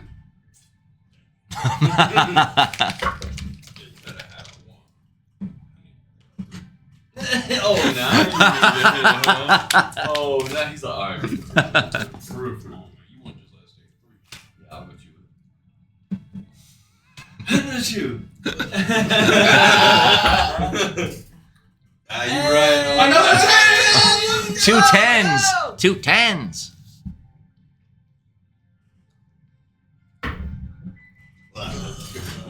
Dude, that's a 9. Oh! So Irving was going to go first, but Slippy hops out in front of him and he's like, let the expert rope handler handle this as you put the rope into your mouth and it comes out of your posterior. He said it was The local roll 276. Oh, bro. I have 276. Nice, nice. The Ville. Oh, that's the same thing. So as you started using your body's internal movement to propel yourself up the rope, your gear and your whole weight is starting to kind of slow you down a bit. But with your rolls, you grabbing the rope, swinging out with no feet, climbing with just hand over hand. You 1, 2, 3. Your shoulder hits the underside of Slippy as you pushing him along now by pulling the rope underneath. Easily. You were just... It was always meant to be. This brings you up to a window, and as soon as Slippy pushes himself inside and Irving finds the handhold and pulls himself up and in, you realize you're in some sort of old, decrepit-looking broom closet. Dusty mops and dried, crusty brooms, long buckets and empty bottles which maybe once had cleaning supplies adorned on the walls here. You got an AP potion. Can I get one? Sure. I'm immediately down that. Can I pocket one of these long, as it was described, buckets? Yeah, it's like a 10-gallon bucket. Is there just one? No, there was a couple of them in there. Taters. I definitely grab all of them. There's 3.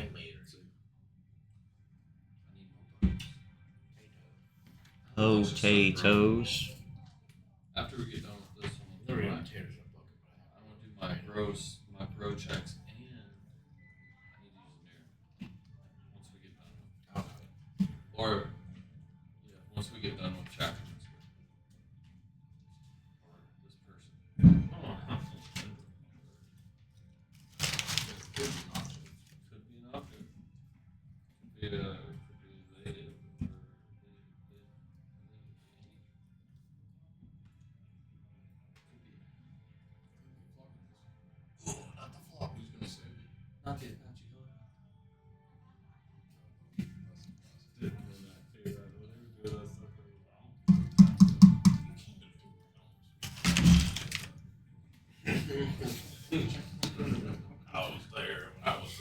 I was there, man.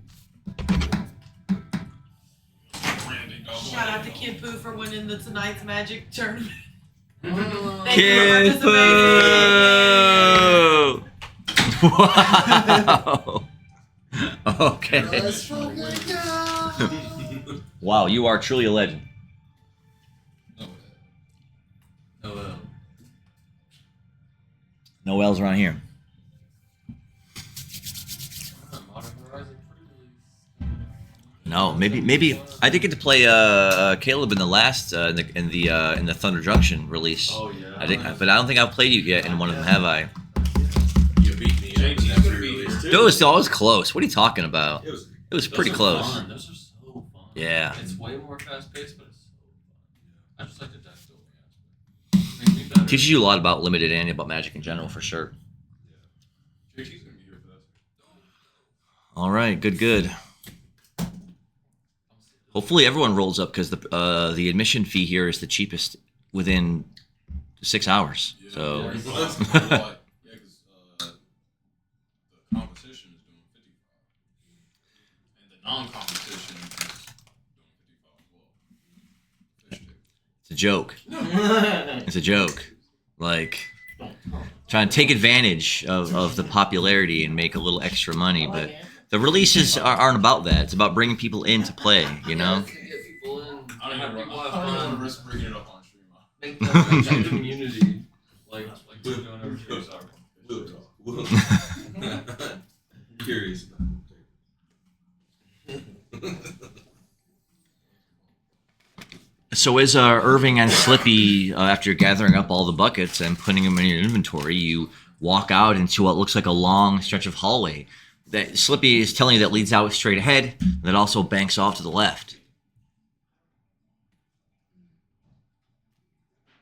I'll recast radio. Okay.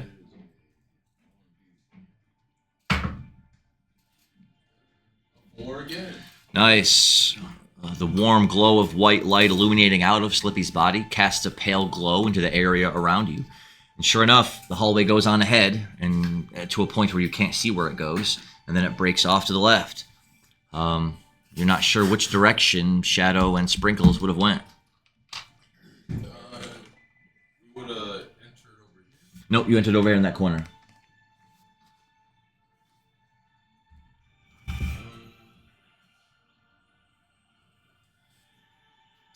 Yeah.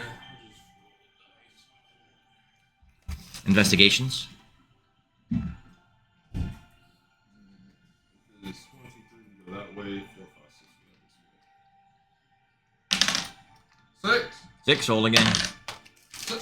6, roll it again.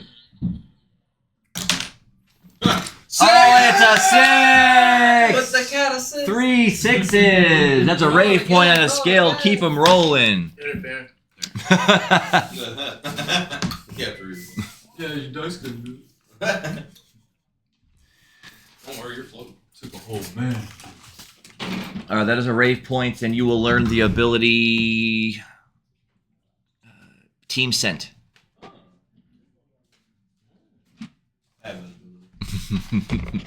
It's easier for you because your senses are heightened. I don't even know if it's really a skill. Is it a passive? No, it's a 2 MP 1d8 ability. Sound to use like sight and smell. I got the Nirvana skill that Bet you smell. basically gives me like Daredevil's vision. I bet he smells a lot of bad And smells from too. that, I'll Picks up every do fight. an investigation. 18. Yeah, so you hear Irving sniffing the air, and he's like, yeah, I don't know, it all kind of smells musty up here. He doesn't realize that all the carpets here are all covered and caked with mold and moss.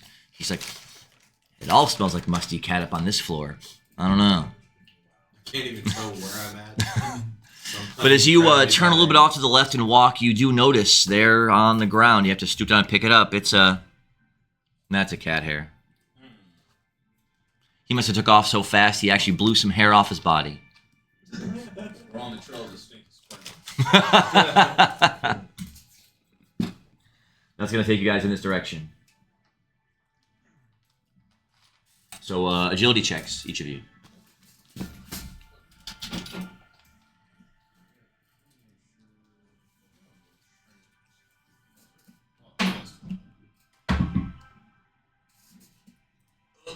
Can't believe I'm trying this guy at all here. An 11. 4. All right, an 11 will bring Slip up to here. We'll bring Irving to about here.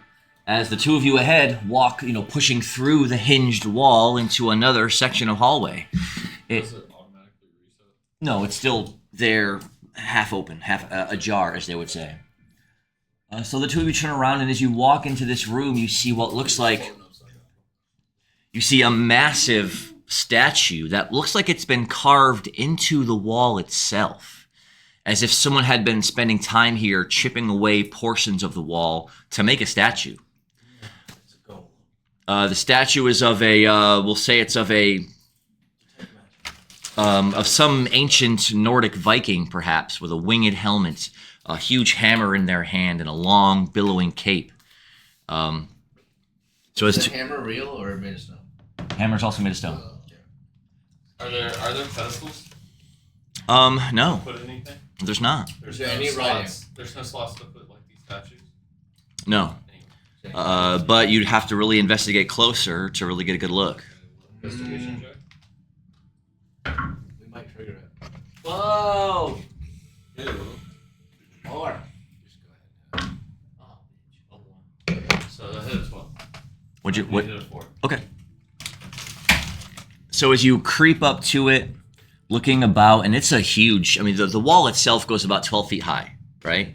And you can see where it's been chipped and chiseled to knock parts of the wall back and away to create this massive Viking-like statue. And the whole thing must be 8 feet long and 12 feet high. Huge muscly arms and wide set legs.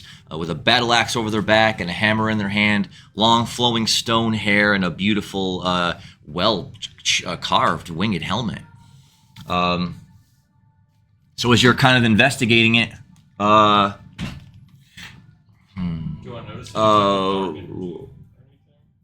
no, but Sprinkles, you notice the briefest flicker of shadow moving on the ceiling. Have the torch. Throw a torch up. It's straight up ahead of you. You hold the torch up and look at the ceiling, and you don't see anything up there. I want to use my raving cascade. Go ahead. Or would my cat's eye rave be better? Would it? I don't know. Not I guess I'll do 5 MP.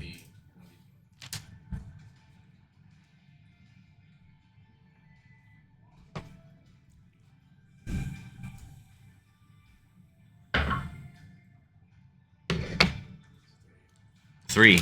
Your eye glows a bright raving sparkle as you slowly spin around, looking at about the room. But as soon as you spin around behind you, there is someone standing there. Walk back. It's a dark-clad person with a bit of a swath of cloth over their face, concealing their features except for their eyes. Wearing dark clothing and a dark sash with dark tabby shoes. You notice a katana blade situated behind their back. As soon as, and you didn't hear anything. You heard nothing. As soon as you turn around, you're like, "Meow." Shadow spins around and sees, looks like a damn ninja. As soon as the two of you notice, he moves his hand towards the sword like this, and then with an imperceptibly fast blur of motion, whoosh, a slash comes out, and the two of you were frozen in place because it was just so blisteringly fast. The blade passed through you, but it also stitched your belt a little bit, causing your pants to drop down a couple of feet. Start peeing. Just starts tinkling. You did this. I'm gonna start sprinkling.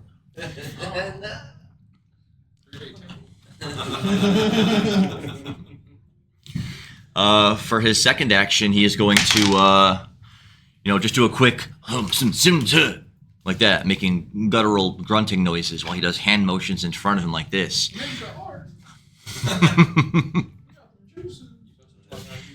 Each of you roll an intelligence check against that.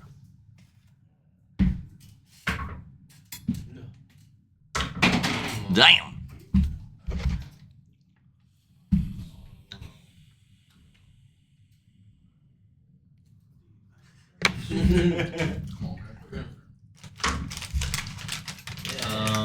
A 9 and a 3. I got a 9. All right, so you instantly both start to feel. Well, you start to feel a little drowsy. You have items on you that repel from such effects, Oh, yeah, so it only lasts a brief moment. I have protection. Right. Status. Sprinkles, on the other hand, with his pants down around his knees, his body tilting back like this, his eyes closing a bit as he struggles to stay on his feet, sleep washing over you. The dark-clad ninja, after doing the technique, looks at Shadow as if expecting you to be affected, but you weren't. He says in a low, cool voice, "What manner of creature are you?" Don't tell him. You're asleep. Don't tell him, then he can counter you. First, who are you? He answers your question with a question. Says, "Why did you come to this accursed castle? I saw you defeat that Fey Queen. Not an easy task, but who are you to attempt such a thing?" We received a challenge from her, so we accepted said challenge. She assaulted. And she challenged us. She told us to meet her She here. betrayed us. Yeah, she floated Turn in the that guy into air. a human. I gave her a book. We were friends. And he thought, Yeah, exactly. So he still crouching, his hand still on his sword. He had flicked it out with one attack and put it back in the space of a heartbeat, so blisteringly fast. All you can see are of his eyes and a bit of his face around it. The rest of him is in dark ninja garb, Genji gear, if you would call them that. He just sort of, you can't tell any expressions on his face. He says, "Well, you must have been strong to defeat her. She is one of the great generals of this world. Not an easy foe. I have been watching them for a while. I did not think anyone to be capable of defeating them." He says, that is interesting. been watching the other two as well. I move about this world unseen and unheard. I am the greatest ninja of this generation. Yeah, we found I tracked you. Says, your skills must be impressive indeed to follow me this far. And if you hadn't walked up to the statue I was making, you wouldn't have noticed me here at all. Was it dumb luck? Was it a sign, perhaps? He stands up straight, moving his hand away from his weapon, and he says, "I am Hinzaro, honorable ninja of this realm, the last of my line."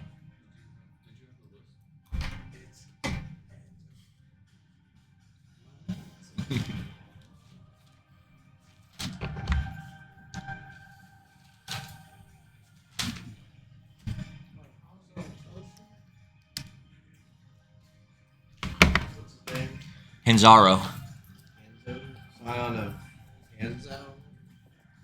I don't know. Or Scion of the Blade? His name is Hinzaro, bro. Hinzaro. Okay.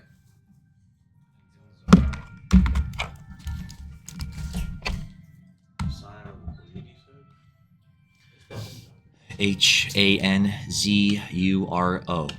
Hanzuro. Hinzuro.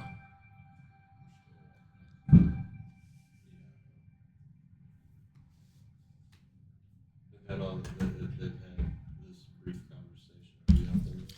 Yeah, enough for Slippy to notice the hinge door, like a hidden passageway, obviously tilted in, leading to another room. As you walk through it, you turn the corner, and you can hear the some magical effect. And then you hear Shadow cackling, and then a cool, calm, resonant voice talking with him. So as you creep up to get a look, as soon as you peek around the corner, you see the point of a katana blade inches from your face. The ninja holding it out. He acted perhaps on reflex, but imperceptibly fast. You lock eyes with him for a moment. Got dark set eyes and dark eyebrows. That's all you can see. And then he slowly just pulls his weapon back. Wait, before you push the button, Yeah. push it off my face. Okay. So you go to push the weapon aside. He doesn't allow your hand to touch his blade as he just moves it out of the way as you're going to grab it. He then steps back a bit as you approach. It's like, you would not be good ninjas. You all make too much noise. Been saying that for a while. Like, I'm pretty good. He says, I am Hinzaro, the last of a noble, proud ninja line that is said to have gone back to the dawn of this planet itself. I want him to be my master. I don't want to be that. I want to be a ninja. Let me get a class up there. I saw him of the old ways in the world still. How we met other Scion. His eyebrow raises and he says, you know much. He says, I suppose this cannot be no mere And coincidence. also tell him about our other encounter with the generals. And how we beat him and defeated. Pull out her man's head. He said, yes, I was there at Shimmerset when you defeated Foul Min. Of course, I did not make myself known to you because I did not wish to. So this time you did want to. I'm still working on it. It's cool. Ghoul the Undead, welcome back. Hey, welcome back. Good to see you, friend. Welcome back. So so Hinzaro admits that he was there in Shimmerset when you felled Foul Min, and that he moves about the world virtually undetectable as the greatest ninja in the whole world. He says you spoke of Scions. How do you know about this? I was gifted an ability at one point that basically kept leading us from Scion to Scion. So I'll use. I don't even have. I still have the. Is it an item or a skill?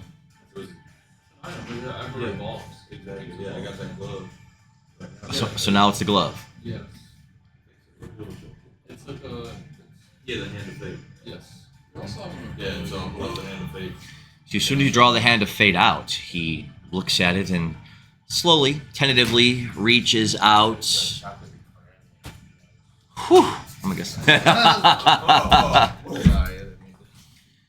Then we will wait for just a moment before we find out what happens. I will wait.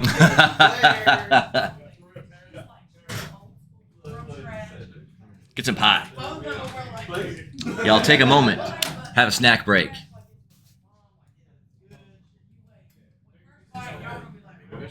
I guess I should, right? I guess I should go get some. Keep the folks entertained. Don't worry. Is Selfer saying, were you one of my hired ninjas? I wasn't aware that Selfer was hiring ninjas.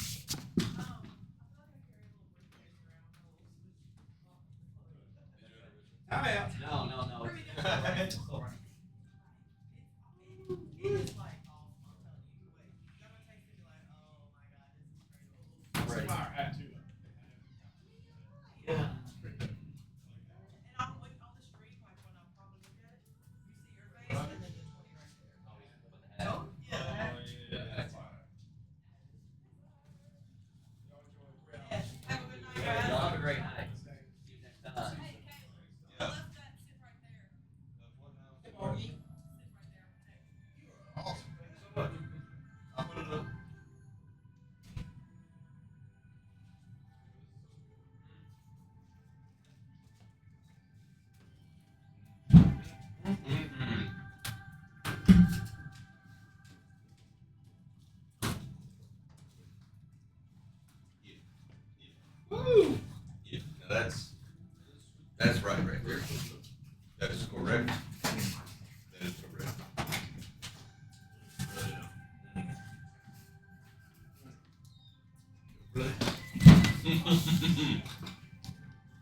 That ghoul doesn't associate with royalty. See that?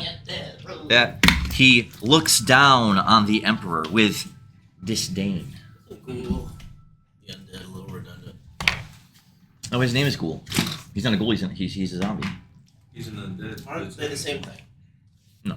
Just different name.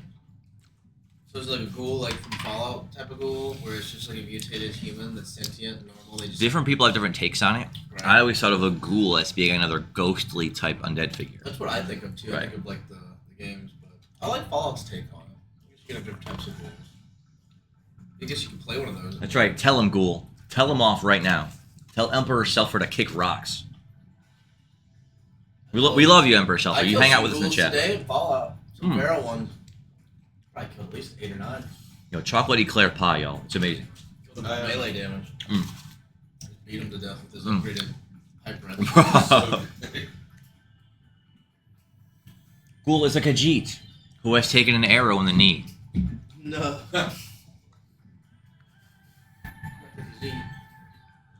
Khajiit did nothing wrong. He has wares. If you have the coin. Khajiit has done nothing wrong. Khajiit is.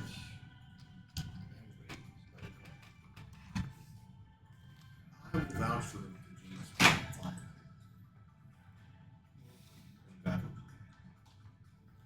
Alright, here you go. Another huge two-headed dragon game. Really? It is massive. 18. It is maybe massive. 16. Dang! I hope they're still doing that when we get up. No, That that's was my plan. that's their second one. That's the second one. There's a second one. Well, somebody probably got Well, no, they said they just split it. Oh, yeah, They just split it, so now it wouldn't take as long. So it's like two-headed dragons of like positive 4s. Oh. So 2, 8. or Well, you might be in the right 4. place, Ghoul, if you're looking for a suitable adventure. We have those in spades.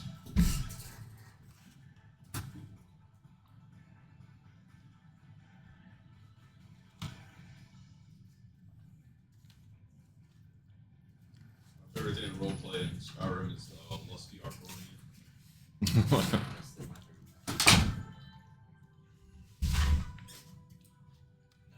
Was breathing underwater. So good. I just wish there was more to do underwater. Oh, Maybe they didn't plan for people to just explore down there that much. what a day. What is They Skyrim? should put some giant like fish monsters in there too. It is Skyrim. Elder Scrolls 6 is supposedly projected for release 2026. If you want Skyrim 2, play it on your fridge or play VR. Install some mods. Yeah. Or play Elder Scrolls Online. Elder Scrolls Online. It's an Elder Scrolls. I feel that, Ghoul. Skyrim is in Elder Scrolls. And we will be setting up an online, and so I'll message you on Twitch once we get those things in place, and you can definitely come play with us. Of course, so this is Progressive D6. It isn't the D20 classic D&D system, but I think that's better. So you'll definitely get an opportunity if you would like. So, holding out the hand of fate. Hinzaro reaches out and as if drawn by some unseen force and just sort of touches it. Then instantly the whole glove turns jet black as all the features on it disappear into darkness. Take it back. No, During this time, I'll use Xannifer's Presence. Just 3 days. Okay. It didn't have a dice roll. No, it increases or decreases a dice by 1. Yeah, it doesn't. It's just a dice roll. I just wanted to use it since we're near another side. Oh, like plus them up by 1. I didn't know if like Zara had to roll or.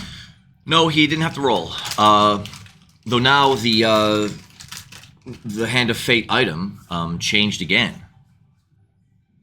It was already legendary. Oh yeah, well now it's called the Hand of Dark Fate. Suddenly, the ninja, the thin, lithe ninja reels back, his eyes rolling back in his head for a bit, as his whole body rocks for a second, and he lets out a hard breath. What was that? I saw things that were not me. I have memories that are not my own. I was someone else. A ninja. A grand ninja. I must dwell on this for but a moment. As he takes a knee, sweating a bit around his mask piece, while you see him internally struggling with the things that he's discovered and the new memories that are seeping into his mind. Yeah, absolutely. We'll see if that works. See if that helps. We'll do too. He's just got like how many lives of memories flashed in his head at once? Is it just from the original Scion? Yeah, it's just from the original. Oh, okay. I thought it was from all this Scion. It's from the OG. Oh, okay. That is an 8. Nice. Standing over him, your hand reaches out as calming chi energy swells out from you. He composes himself, kind of standing back up, and he just looks at you and nods. Oh, you wouldn't be able to know if he did that. Well, everyone else saw it but you. Yes. I'll reach up for a half. I'll tell Arvin he gave you a nod of approval. And I'll also he's play lying to a you, he scenic flipped you off. vista He gave you the other bird. To give him something to meditate on. What'd you roll? He said he had a free bird for you.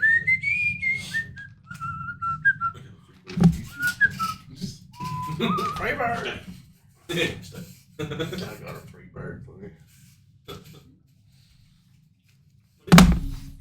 So the thin ninja, composing himself again, nods at approval at Irving, and he says, "I think I understand now." He's like, I was the only one who ended up following the line. All of the other Scions fell away in despair. The generations causing them grief and harm. They forgot. They forgot what happened back then. They forgot why they are here. I was the only one who kept on, soldiering as a ninja. The rest of them had no idea who they were. I see now that I am a descendant of him, Hanzao, the first ninja. The first man to walk amongst Argela and practice the craft of ninjutsu. It was them who smited the golden priest atop their floating citadel. It is me who is now, he looks at his hands, it is me who is now burdened with that power. He says, the world spell is dangerous. I have heard of it whispers here and there in dark recesses of tombs and dungeons. It is said to want to keep a terrible power at bay. But is it truly terrible or simply different? He's in deep contemplation here as he's struggling with the memories fresh in his mind. I remember Hanzao saying that he would travel off into the nothingness of the countryside and never practice his craft again, but that was a lie.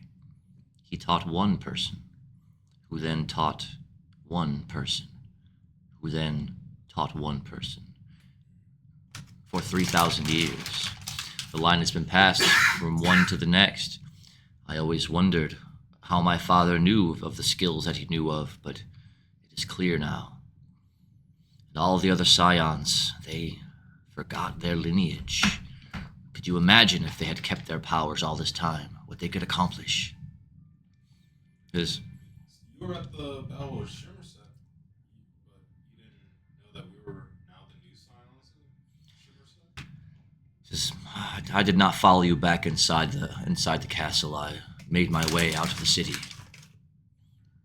But this I know now to be true beyond all else. Says, I remember Hanzo was there when, and he's struggling, his eyes flickering a bit to recall the memories, when all of the grand wizards came together to make the spell. There was 100 of them. They all gave their lives and every last bit of magical force their bodies could contain. to flower the spell, that it would stay seated in the root of our planet, waiting for him to return. And he must be here now. So he looks at all of you. He says, I can see it in your eyes that there's something else in there. Something that Master Hanzao had as well. A flicker of divinity.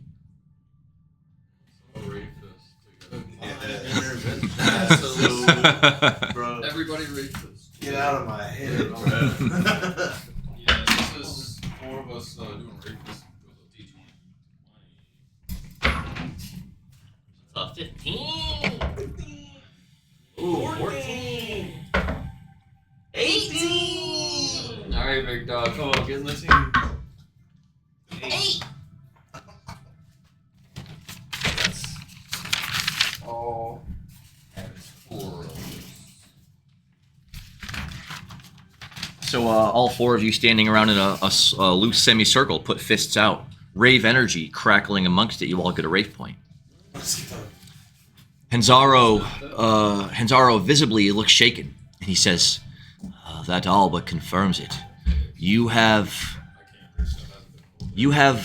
divine interventioning in everything that you do, as if a god walks amongst you. He says, but that is what they are expecting. That is what they will be ready for. I think the spell is blocking his power. The closer you get to its source, I think the less power he will have. There is but one general left now, the dragon knight known as Denif. He commands an army of dragon knights who fly high above the sky and do the King Hamlena's bidding. He is the last piece of this puzzle for you. You must defeat him before you can even think to approach King Hamlena. But I am afraid the spell's power, once taken away from one, is added to another. By the time you reach the king, he will have taken all of the power of the spell for himself. It is there that your deity cannot help you. He will be powerless to assist. You must defeat him with your own impressiveness. No rape abilities. Or it just. Remember he's gonna wheel in a robot. And he'll take that video. Trying to take control of the dragon.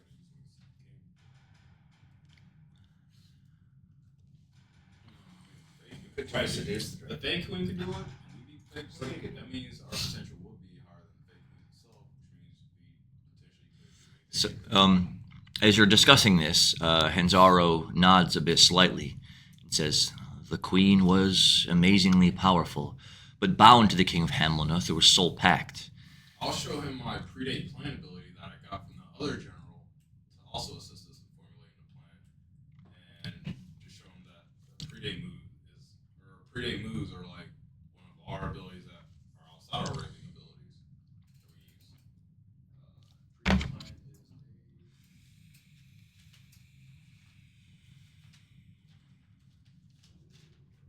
is D8. And a whole sink on that. Perfect. You want to try to first? Everybody. It's a you just copy the dice roll. I would just love sink to. instead. D8. One, someone done it. Still a 1. Still a 1. A 3. An 8. Nice.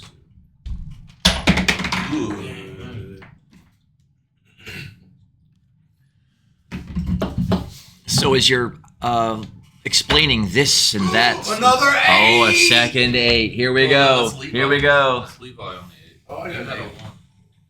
On the second one. On the second one. So you. I got an 8. Sweet. I had a 7. I guess it's 4. Please. Great! Let's fuck, go. You got one. Come on, big go. I thought, dude, if that hadn't been landed. So who got the 3 8s? So they got Yeah, we got the 3 8s. You each got 3 8s? Yeah, they got the 8s. Yeah, you They only got Oh, but they matched. Okay, I okay. battled both of them into 8s, and then So I'll give the 3 of you. Or I got this ability with Rel. Mm. I'll give you all a team skill called Divine Design. 8 MP, 1d20.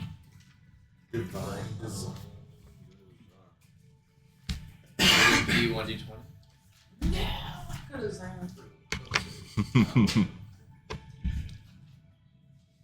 Yeah, you could. Yeah, it's 3 a day. Could I run it? 8 MP.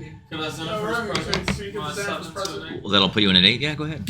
That's 2. That's 2 for the good.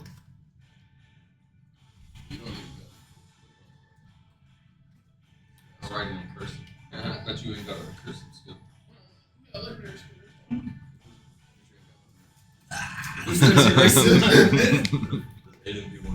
D 1d20. And so after discussing all of this with Hanzaro, he again nodding slightly but thoughtfully, says, and you met Scions before. Says, then this is what must be done. You have been chosen to save everything, to save everyone. So I thought for many years that I would have to do this by myself, but I see now that it is not my task to complete. It is for you now, the new Scions, to make sure that this is done. It says, but I'm afraid that I have grave news. You must meet the last Scion, but I'm afraid that that may be impossible. For he has been captured by King Hamlin himself, and he lies in the deepest pits of his dungeon. So we're gonna pretty much have to We could sneak our way and dig down. finish. Can I do that first? Or do. Can I just mention the possibility of a training montage? I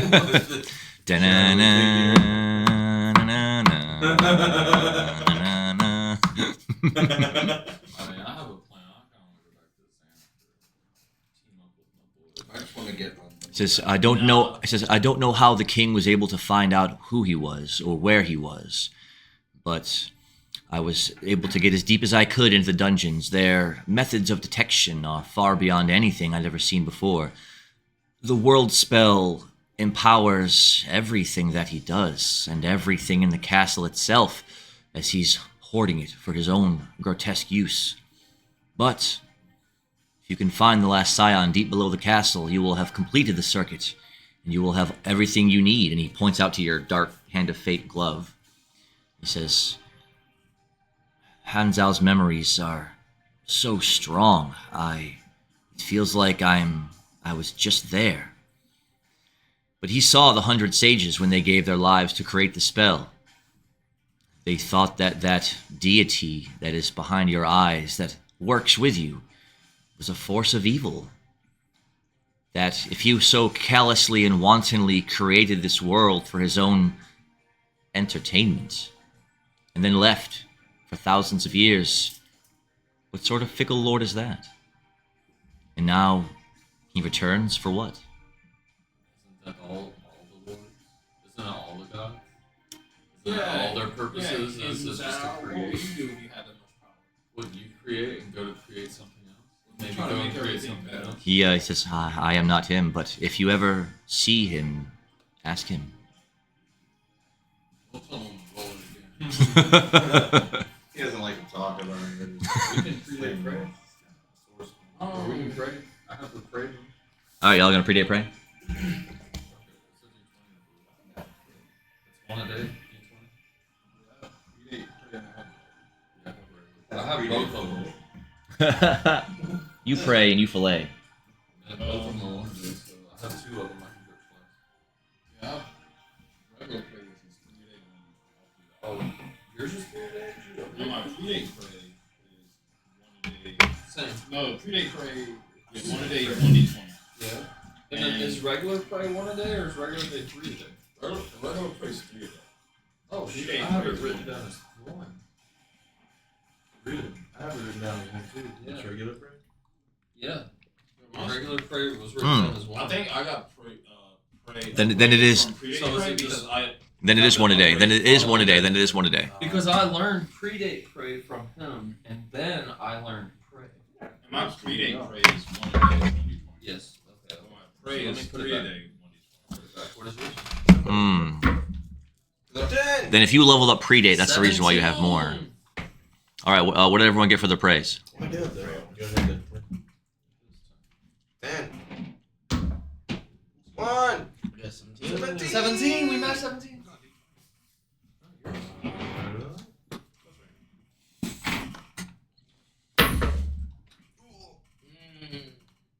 I got it. You can use your. Can he use his predate after that? It was a predate prey, right? No, mine was regular prey. Yeah. They're all the same. Who got the highest? Levi and I was 17. 17. Well, that's more than enough for as the group of you all close your eyes for a moment and solemnly cast your thoughts to the heavens.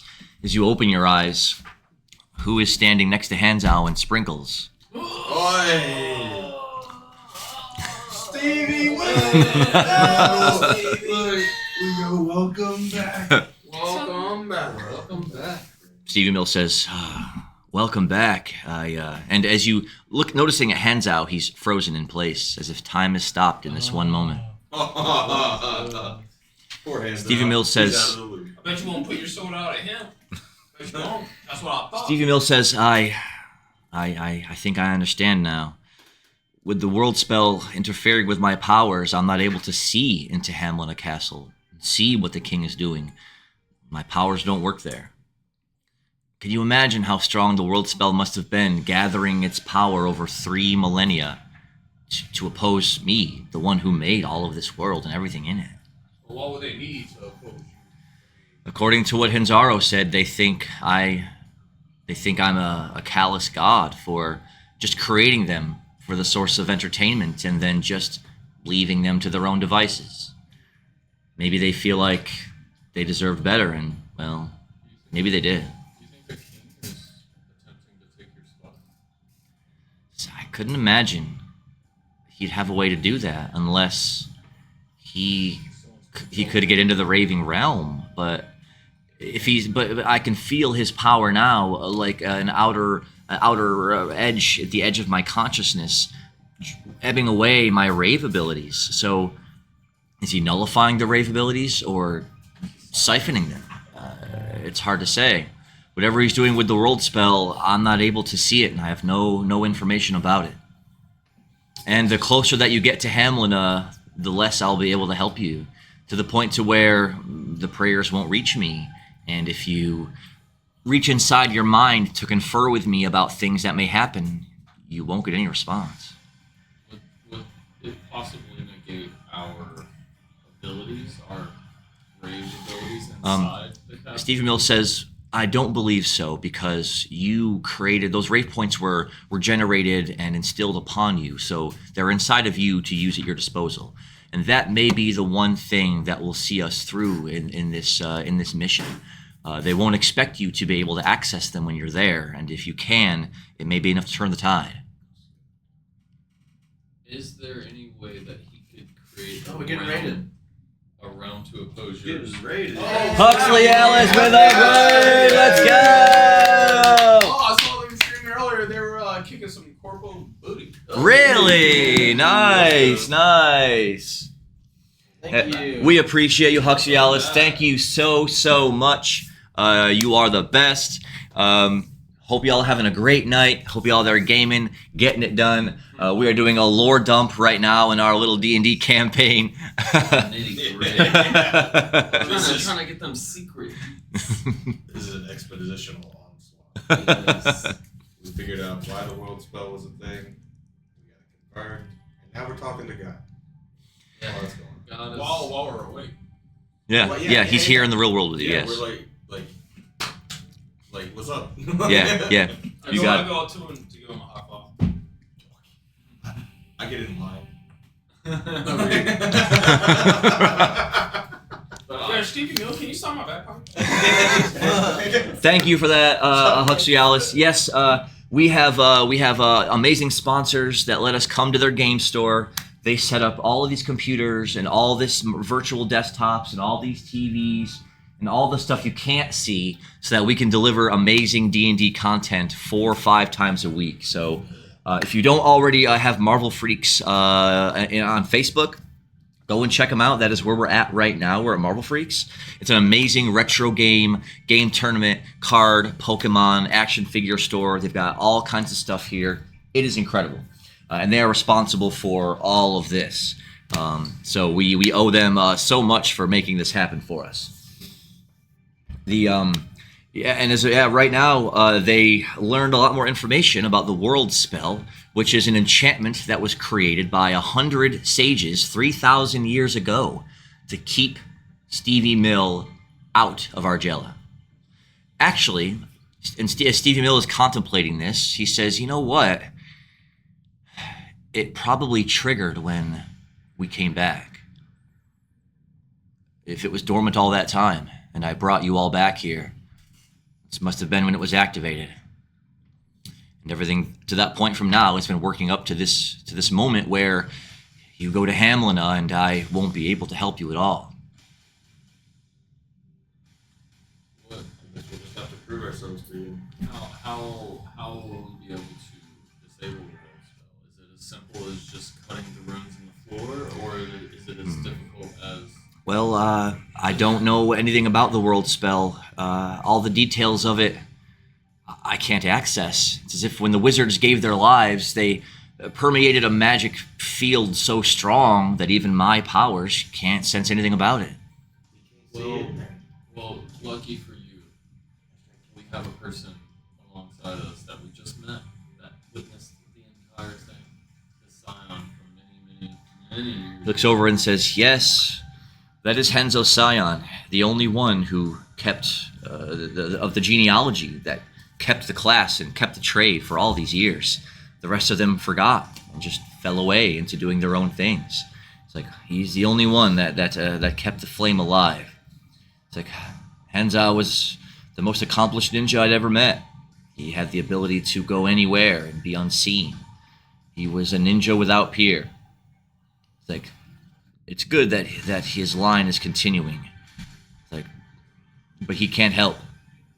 It's like the Scions carry but a small flicker of the power, but nothing near enough to make a difference. And if they have the last Scion below Hamlina, I can't save him either. It's the Scion of Blades, or Blades, as he was once known. I have access to his mind and his memories before he was taken, but that's it. He's a righteous, angry, sharp-hearted fellow who loves the thrill of the fight. He's tall, gaunt, and strong, who has the raging power of many men behind every strike. I started attempting to make it soon called Blades and Many Men. Throwing ninjas upon me. Where they coming from? Stevie Mill don't even know. Come on, Stevie Mill, give me a good roll. Many Men.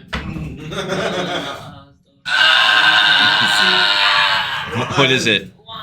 No. 1. Does anyone want to hit that? What do we do?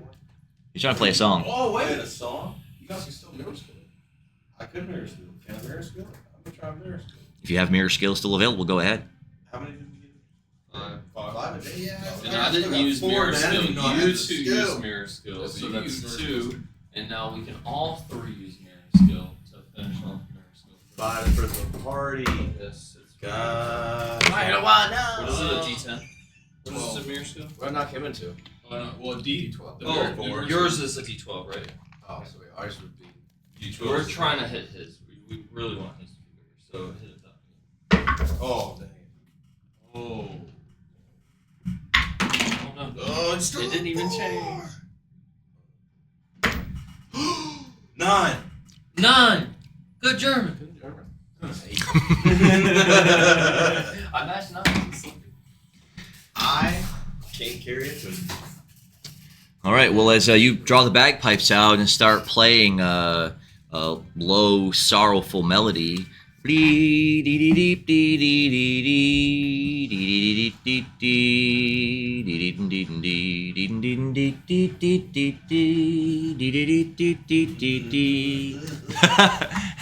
Going into the second verse, Shadow behind you takes out a couple of spoons, clicking them and clacking them over his knee. Hold on. I'll take out the steel trap net, Nice. and then I'll tap my sword sight. Nice. Tap, tap, tap, tap, tap, tap, tap, tap, tap, tap, tap, tap, tap. Kind of like a triangle-esque type thing. So, playing on for a few moments while Stevie Mill is over there in his own quiet contemplation. He says, it's like, you'll have to go and get Blade Scion and then challenge the King of Hamlina himself. I can't see any other way around it. But first, you must handle this Denif. He's like, I can go into his mind, and just a bit. He does have remnants of the world spell about him. So it is a bit hazy, but he is in flight right now over, it says, over a mountain. Which mountain? Which mountain? Stevie Mill disappears for a moment. He said I was good. Be right really just left out and gave my high five? Yeah, he didn't do any high fives Man, now. let's jump him next time. Y'all go ahead and try it. Go ahead and try it. Let's jump him. Y'all go So we ain't in the boundaries of the world spell yet, man. Be careful. Let's wait till we get really close to the world spell. Some of Stevie Miller and jump. Let's just push him into the world spell. Man, I personally am okay with Steven. Oh, let's jump. Boom. He appears a few seconds later, and his eyes look distressed, and he looks somewhat worried. And he says, No, Irving was trying to jump. that took more of my power than I would have liked. He says, it's getting bad. I don't know how much longer I'll be able to make my form like this to help you. He says, but he's flying over the mountains of his own castle, which is the castle of, I just wrote it down, Rolandus. This is where you are now, Celatip. The other side of the continent is Rhodalis. Nestled in the mountains there is his own dragon roost castle, where he breeds and trains dragons for his dragon army.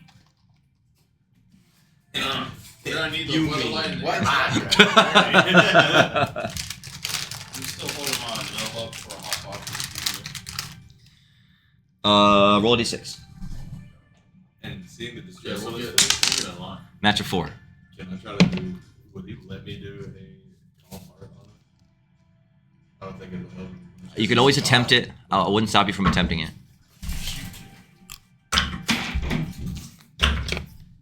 Oh, 4!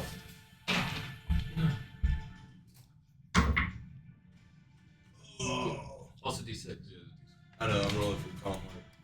Oh. Okay. Just A 7. But it was really God. You reach out as attempt to lock your chakra onto his spirit, but sense no spirit there. Makes sense. He's a being, not a spirit. Did no one match the 4? I didn't. Hey! Steve puts his hand up, and as soon as you slap it, a twinkling happens as you get a rave point. He said, here you go, 7 power.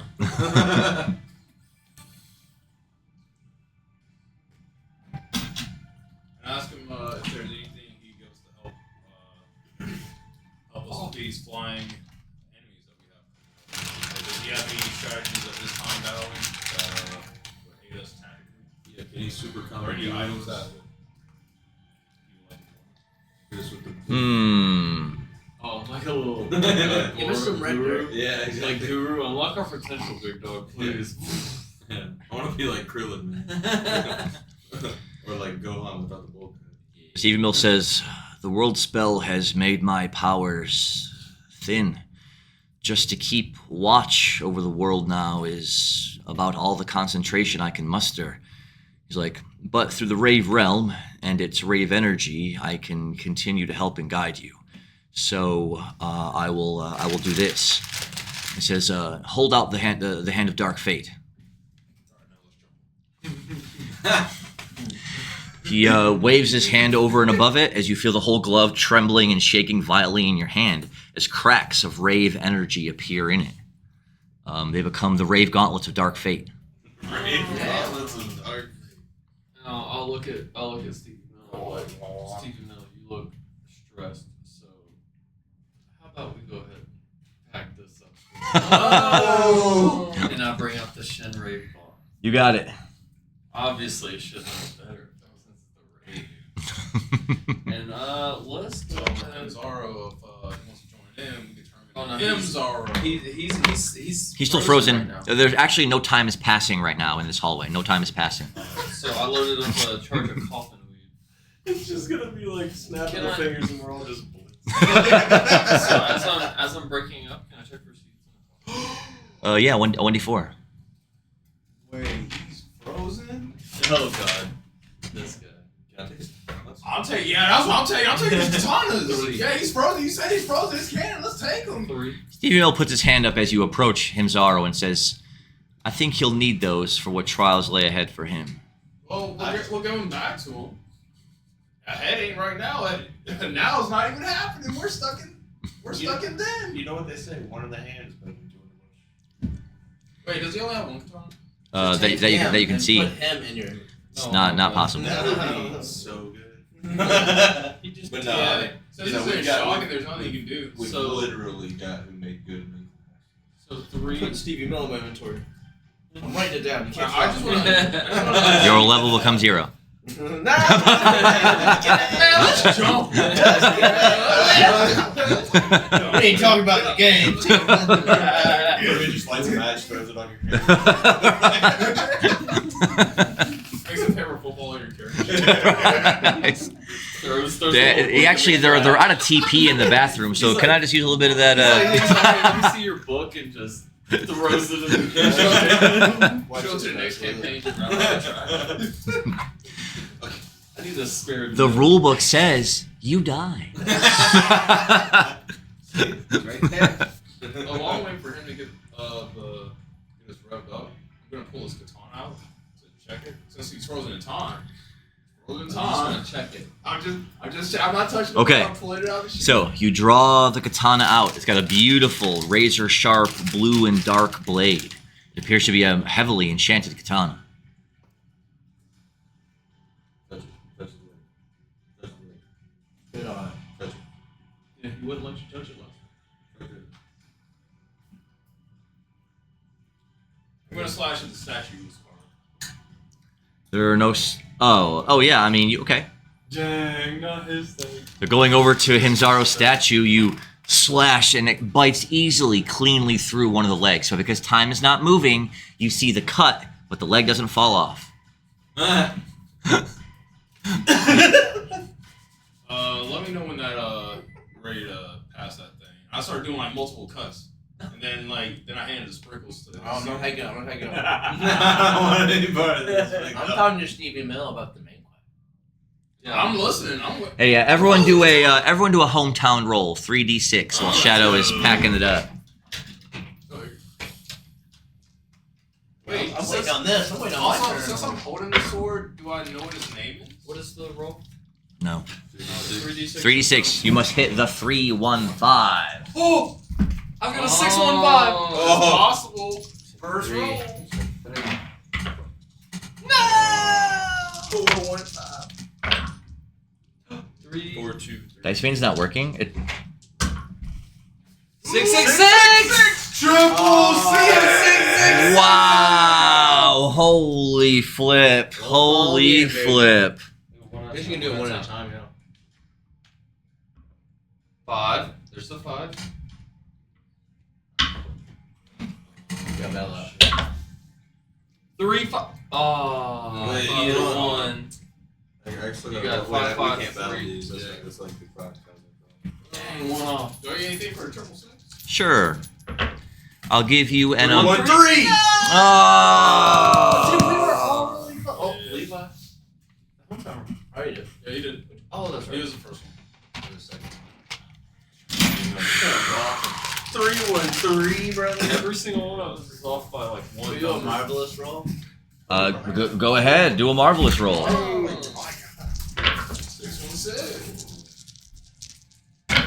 Do it again. You, oh, the hometown roll. Oh, then I hit it.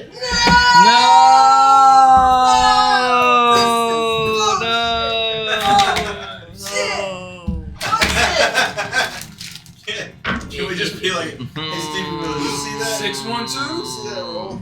Roll back. Might be able to get this. Oh, that is rough. that is jank. That's rough. That is jank. It's pretty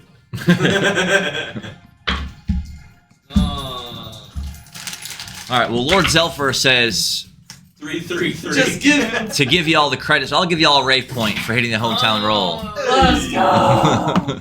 He said, "Oh, By the power of Zelda. Just give it. Just give it. Let's go.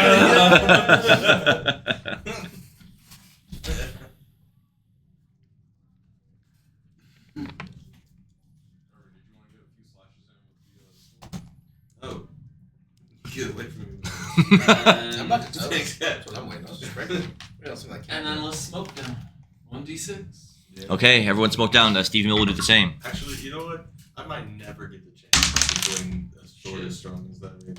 Stevie Miller got a 1. I got one. Nice, we're matching. Huh? I do want to try and swing that just one time. Wait. Okay. What? I do want to try and swing Go ahead, you can do a strength check. Not literally, but the chat. The Hand of Fate. I must re-roll that 1. I re-rolled it to a 4. I'm on a 4 now. My strength check on the sword was 9 out of 10. Wow. So yeah. Dang, another hometown roll. 3-1-5. It can't stop once it's. So I'll give you the ability I was going to give you before, and we'll call it One with the Earth. So you already roll an extra cosmic roll, right? Any other bonus roll that you do now, you get an extra one of as well. Oh, the 3 of us.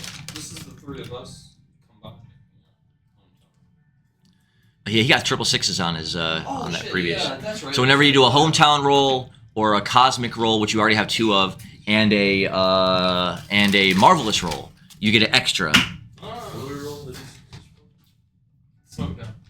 And Steve Miller got A 4. Oh, And a 6. I turned it to a 6. Who gets that rave point, Lord Zelfer? You know what I'm I traded your 1. Oh, I kept your 1 too. saying? 1, 2, 2, 3, 4, 5. Oh! 1, 2, 3, Didn't 4, somebody hit a 6 too? 5. Scrape, that is scrape. And you got a 6. I rolled him into a 6. And so that's that's a straight flush. Wow. Wow. Very cool. Let's go. So who rolled the hometown roll that, was it you that rolled it the first Yeah. time? Then Lord Zelfer gave you a rave point for that. Another one? Yeah. Oh! Nice. Appreciate you, big dog. Nice. Well, Doctor, I think that I'm going to do a Oh, I forgot to in put the the next sword game. back in the sheet. So, the doctor's orders would be 6. Yeah, we've got that. That's going to be on the Saturday campaign. You guys a cleric on that one as well.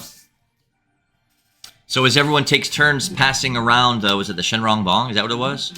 Stevie Mill himself is like, I wonder if this will work on me in this form. And he... yeah. And although it's called coffin weed, you know what? He didn't cough. What an absolute boss. But at the same time, when Sprinkles did it, he went...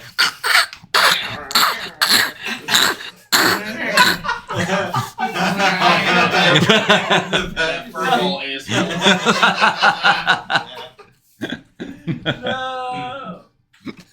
I like how whenever we pick up Sprinkles, he's just sitting there. He ain't worried about it. He ain't worried about it. He doesn't know. He's just playing with the arm balloon. So as smoke begins to fill up the hallway here, and again, time has stopped, Stevie Mill sort of leans back, letting out a long puff of smoke, and he's like, I wonder if there are other worlds like this that resented my intervention. I thought I was doing something good by making a world full of people that wanted to live lives and experience the thrill of magic, power of combat, but Yeah, I'm doing this thing. That just sounds like slavery with extra steps. Except It's we're not doing a like job you're for using it. one universe to Just power here. another universe. Yeah, it's almost like using like a smaller teeny verse or microverse to power another verse. And he's like, no, they do jobs for each other and pay each other, and it's just slavery with extra steps. It's like having an ant farm. It's your ant farm. Except you have named every little hair on each one of your ant's legs. But it's been 3,000 years since I've been back to this place, and I can see that I never should have left. I've made lots of worlds over the millennia, each one more different than the last, and this is the first time I've really ever been back to one. Should I have just stayed here and made all the adventures here instead? Was it not worth it to make hundreds and dozens of other worlds out there teeming with life? Yeah, it sounds like you just need to make more Stealthys. I feel like everything Put them in your comes at lap. a cost. Maybe get like a whether it's- raving secretary that checks into certain realms. You know, maybe this one's going a little crazy. You know, says some adventures. Oh, you mean like a Kai? Is that raving boy? Or isn't that root? It was like Ravy Boy and Rouge, just like with glasses and a little type of this. He just like, puts them on It's the like, desk. you know, I wonder if I have that much power in this realm. Everyone stand back for a moment. Stevie puts his hands out like this in front of him. The room grows dark as cracks of rave energy appear up the walls, the floors, and the ceiling. You see reality bend momentarily around you for a moment. And then who should appear next to Stevie Mill but Ravy Roo? You kind of look around and you're like, it's like, I was meditating on the mountainside. Why have you summoned me here? And you look around at everyone else and you look over at Sprinkles. And you have that weird moment where you feel like you're looking at yourself. It's one of those copying moments where you can look inside and see inside and look inside and see inside. I'm pretty sure Sprinkles has used the mirror to look at Ruby before. So they should definitely know each So other. Ravy Roo says, welcome back. Hey, welcome back. Yeah, I was about to say. He says, he looks around the group and he's like, which one of these was that Saiyan fellow that you killed? Which one? Which one? Is he here? Is he in the room with us right now? You can point at him. No? Okay. Okay. It's not here. Wait, if Root is from the realm, then that means I'm gonna then play the Ravy Boy song Go ahead. while still holding Himzaro's sword. Okay, nice. He's Himzaro. 7. A 7. Oh. The D20 for Ravy Boy Assault, right? It is a 10. A 10. So yeah, out of the walls, raving puddles of energy appear, with one Ravy Boy after another stepping out. One slams into the opposite side of the wall as another one runs up to the statue and just starts slamming his fists against it.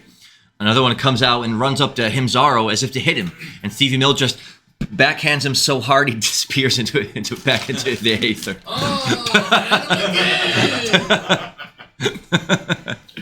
That's so good.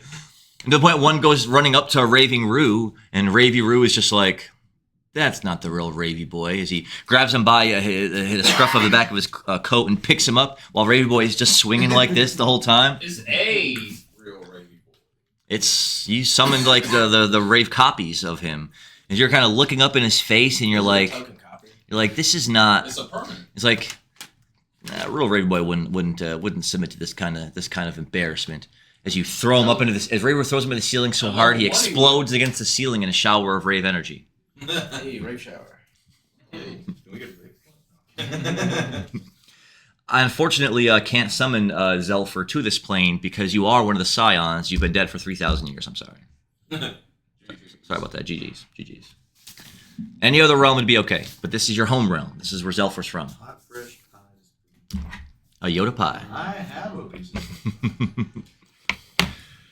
So as you guys sit conversing for a little while longer, you can tell that Stevie Mill is having trouble maintaining this form. While Ravy Roo is like, why'd you summon me here, Stevie Mill? And he's like, they bring up an interesting idea. He's like, I need people to traverse from one realm to the next through the Rave realm to make sure this sort of thing isn't happening in other worlds and other places. It's like, so you and Ravy Boy are going to have a contest, and the winner I will dub the Grand Kai of the Rave realm. And you know he all about that. And I'll give that player agency to go back and revisit any previous world to make sure everything's okay.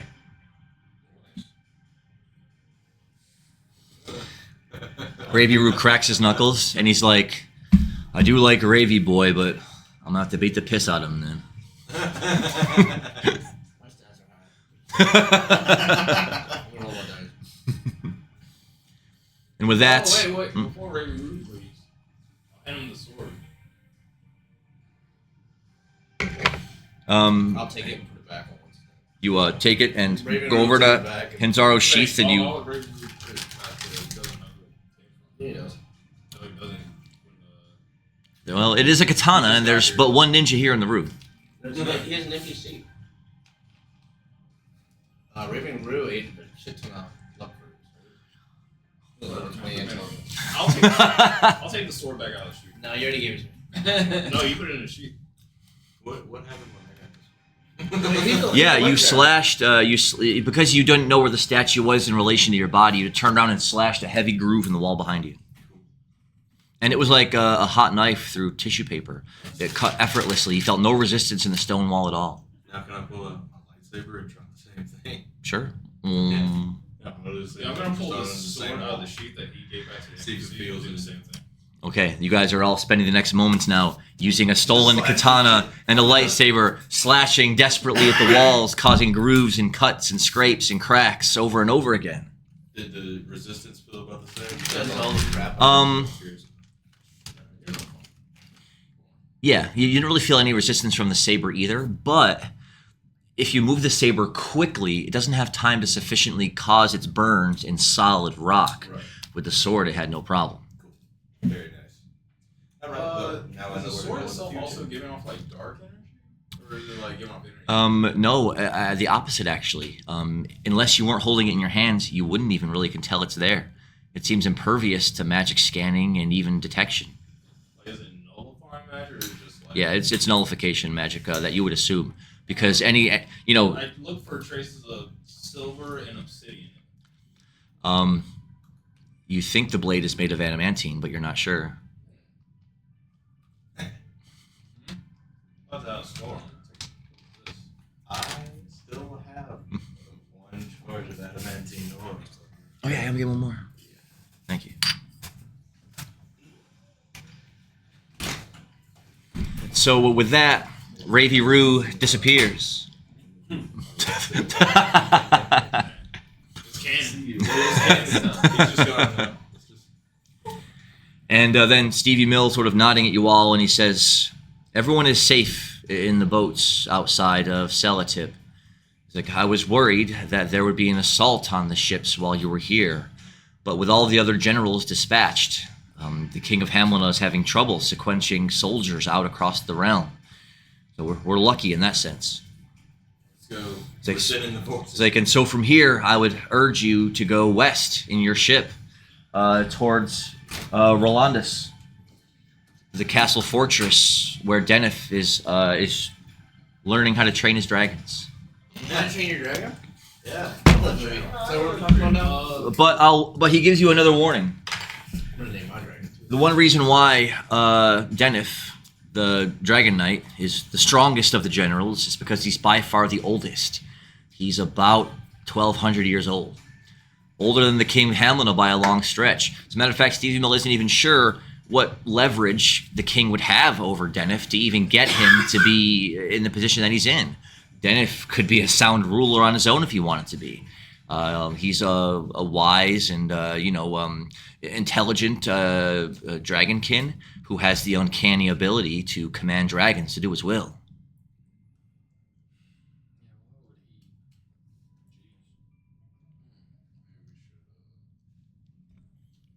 Try to roll that D12 for If it was 10 each way, let's be real. Could recruit some dragons, or get some fairy magic, because dragons are weak to fairy and ice. That's true. I mean, dragons don't even affect fairy when they're trying to attack back. So we need a bunch of The visage of Steve Mill is beginning to fade away as he says, I've held this form for too long.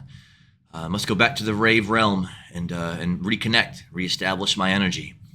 I will come back to you if I can, but remember, the closer you get to Hamlina, the less you will hear from me, and Blades of Scion has been captured, and I pray they do not capture you as well, for I'm afraid if they know your connection to me, they will certainly try to use that to get at me and kill you in the process.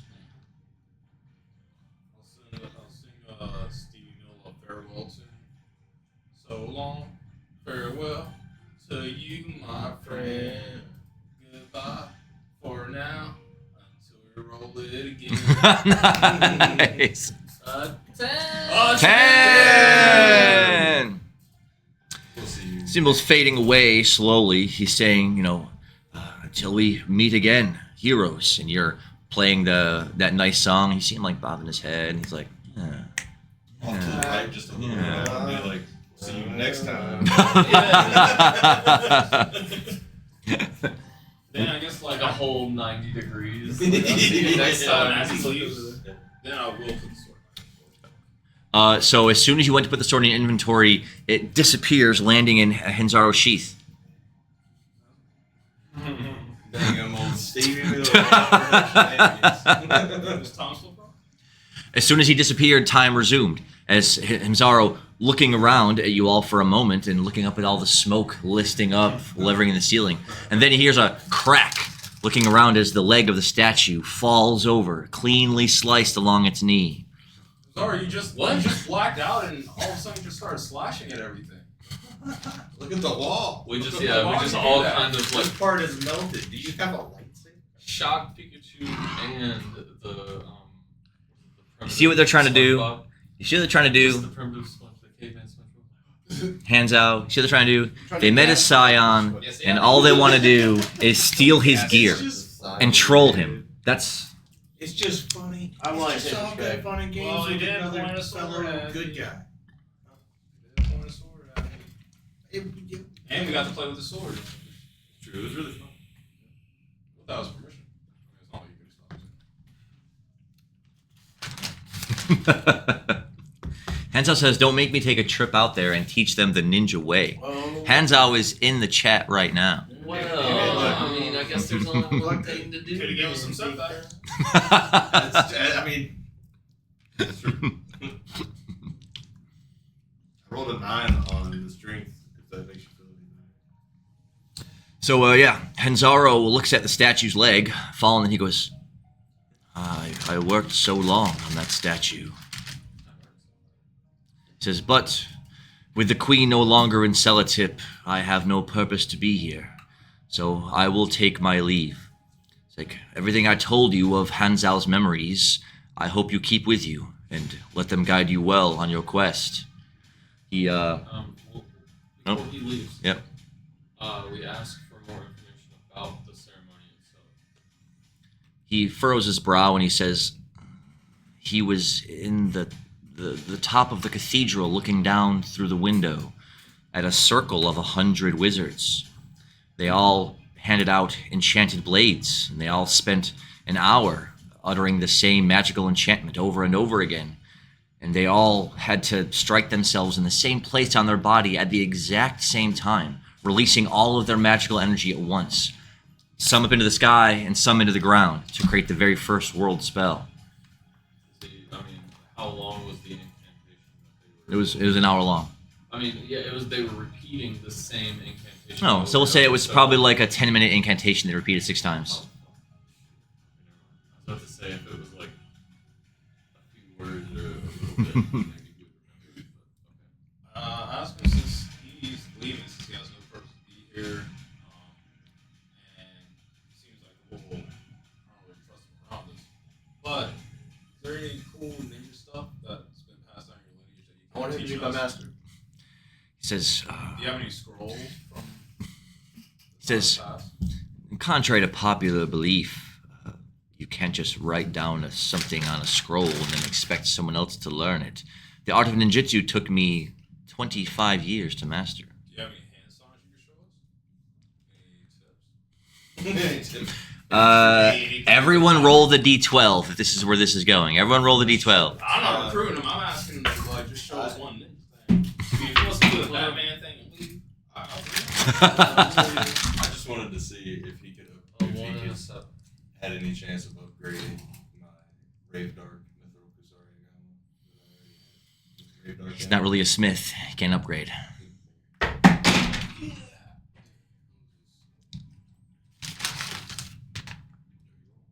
About giving it to him, but that would be use it all. To give him 7 boots so that he can get back to us quicker. Hmm.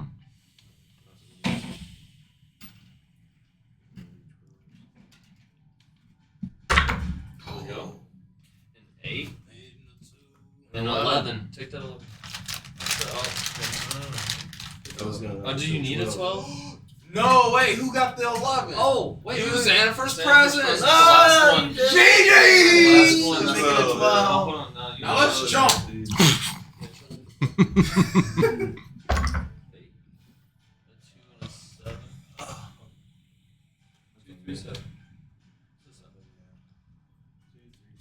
That's fine. You got the thing. If we do use Xanafer's presence to push someone or push any dice up to the max roll, does that then let us roll it again? No, it's a dirty number though. Yeah, it doesn't work. Okay. So Hinzaro does look over at Sprinkles and he says, "You amongst all of them were the only one that could perhaps keep up with me in speed. You did track me this far. So I will Right. help you the only way I know how." Just hold out your hand. My new ring. He grabs your wrist like this and he traces he traces something inside of your palm. And then it lights up with a bit of dark purple energy and then fades away. He says, "This is all that I can offer you. But it's a technique, a skill called Shadow Step." Shadow step. Yes. I learned shadow step before Shadow did. Shadow's been stepping because of Yeah, let me I have ninja stuff. So upgraded Let's version be of real, ninja it's step. not step. You're already here. I'm still Waddle. floating right now. Yeah. I'm still floating. I haven't What's said. that? Shadow Ain't step. no- Shadow Step. Ain't no step. 10 MP, 1d10. 10. Many tens. And so he says that this will allow you to move from one point of shadow or darkness to the other instantly. Oh man. That's- Wow. Wow. Yes. Yeah, it's line of sight. Okay. Shadow anywhere? For 10 MP. Jeez, dude. Hey, You just lay on the dice. Wait, You're so he's just just studying Dennis? Like, does he know anything like Dennis' attributes? Like, his abilities? Other than that he can fly an dragon? He would describe him as a tall, powerful, ancient dragonkin that is surprisingly intelligent and eloquent, and who garnishes respect from all the dragonkin in his castle, that can speak to dragons at will, and sometimes with his thoughts to make them do his bidding. He trains not only the dragons there to be steeds, but he trains other dragonkin and other people who rise to the ranks to be in his corps of dragon knights. There's no battle that they haven't defeated, no enemy that they haven't smited. We should just go undercover. Dragon Knights. Stevie Mill, honest question. How do you avoid burnout? I don't know. I never think about it. Burnout was the racing Maybe- game from Criteria. It was pretty good. I couldn't avoid it. Maybe it's just the variety. Fresh. There's a lot of- Yeah, it's because when I ever do a new session, I get to make a new world with new mechanics and new places and new things. If I was going back to the same world every time, then it might get stale. Because then you guys are seeing the same locations and going back to the same places. But every time we do a new campaign, it's very new. And I get to be creative again with brand new mechanics and a brand new story, and I get to do a different angle each time. So I can't get burned out like that, you know. And you take the lessons you learned from the previous campaigns. I definitely do. I definitely do. And now that we're doing so many, my curve's gone way up in like nerfing luck fruit. And Well, I mean, to be fair, we be keeping you on your toes half the Yeah. time by doing our Which, own. but by doing that, you're refining the overall rule set, anyways. So when I write down the core rule book, I'll already know kind of what things to lay out and what things not to lay out. But it's not going to be just a core rule book. It's going to be a primer for dungeon masters in how to make their own games, anyways. So I'm going to use my experience in game mechanics and balancing game mechanics and giving advice about when they make their own, what to look out for, what not to look out for, you know, and stuff like that. Oh my god. Like the ultimate world where all the mechanics are in one world. Oh. Maybe in 30 years when I do my 60-year Or on, like, my a 60-year broken campaign. Big dog, I'll be there. Or- Rolling fucking dice. I'll grade out, big dog. I'll be there. Or the Oh, broken one rating round, realm where like, like the abilities I'm gonna have my and hover mechanics round. shift over time. Or as you go into that area, like you're in the Argela area, so that world's physics will apply. Then you go to like the Zeta War section of that realm. But they're all like fused. And Well, as of right now, the only way to get from one to the other would be once the water light is complete, if you complete it in this session. Then there will be theoretically a way to go from realm to realm. That opens up the idea of multi-realm campaigns, which is the same thing as, what is it in D&D? With the ships, not plane chase. There's a D&D campaign for it. Yeah, Planescape. Thank you, Justin. Thank you. It's Planescape. Yeah, and I agree. And you guys helped me out a lot too when we were playing that very first campaign, to help me, generate ideas and not be afraid to try something different. Be like, oh, it's Red Earth, and they're like, oh, what's that? Back in the very first campaign, though, at one point in Argela, there was a desert of it, and they just had to stand over it and call the monsters out, and they'd appear. And they sat there for a while fighting gold golems.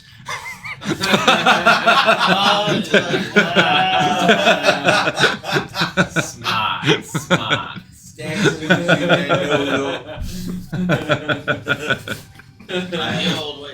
Which is why when I introduce Red Earth now into the campaigns, it's only a one single charge of it. And then it isn't in every session, every campaign. It's very sparingly because... Only seen it once. Good memories, man. Good memories. It's why we're here today. We are in the return to Argela. And I haven't seen anything with Elton in the name since this first Sunday campaign. Oh, and yeah, which that came. Okay. So when you mention that, if we're talking and Henzaru is here talking with you, he says, "What did you say? Say that again." And Elton in charge. Says Yeah. Hanzao remembers something ancient. They fought a golden priest atop a floating island. The priest had Eltonin, a ball of light, a ball of perfect light that would let him change reality any way he saw fit. It was why they went there to defeat him in the first place. He was going to use it to change the whole world. But what happened to it after that? Is it in Argela, or has it been lost? It's known as the Dragon's Eye, the Orb of Light. Dragon. Writing that down. Eltonin is actually the name of a star in the sky. It's a star in the constellation Draco, known as the Eye of the Dragon. It's a dragon's light. A dragon's eye.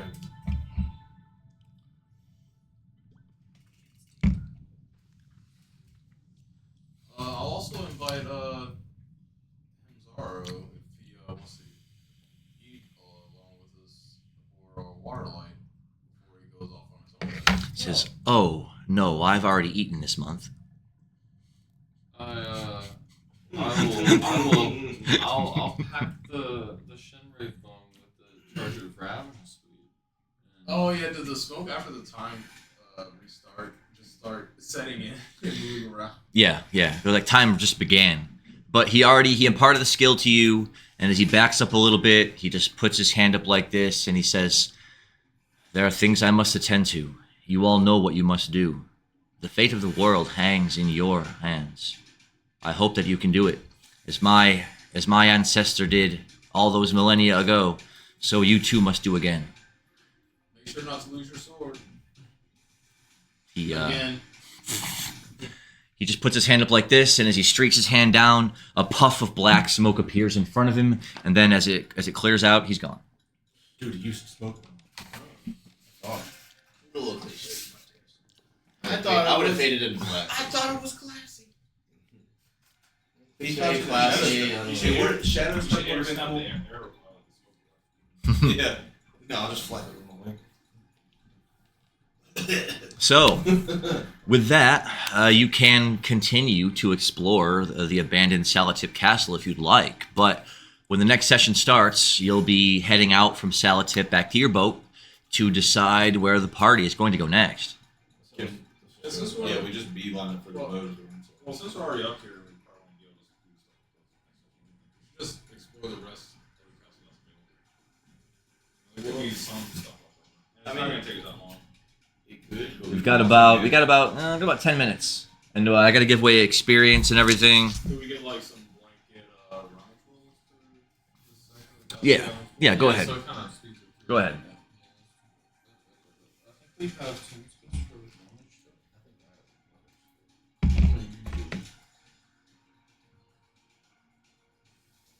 And since Zara was here for a while, I think the only area we didn't explore.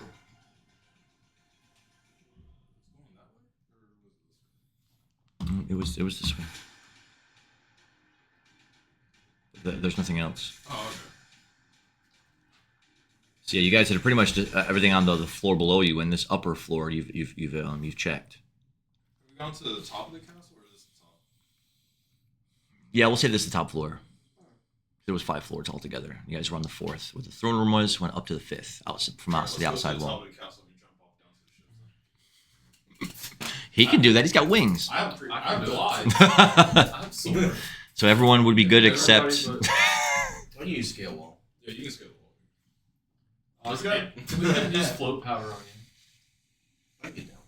Oh, we could also can we summon the ship to come around to the coast of where these windows are? You have to have a way to communicate with them.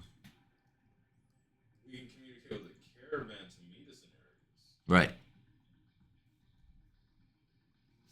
Would that be But you're in that same area. Yeah. Like, unless you did a quick swap with one of you guys with an NPC, and then while on the ship, you're like, hey, let's go over there. Oh yeah. Well, Can so we do Sprinkles that? is the only one that can't. I use fly or wave sprinkle glide. scavenge. Yeah, if you guys want to do a blanket scavenge roll, go How ahead. do you want to do that? Mine's Mine's 3d7. just a DC, so you roll your 3D. Is scavenge based or search based on our intelligence, or just like blanket? Intelligent. I need that one back. I got a 10. 10. 9.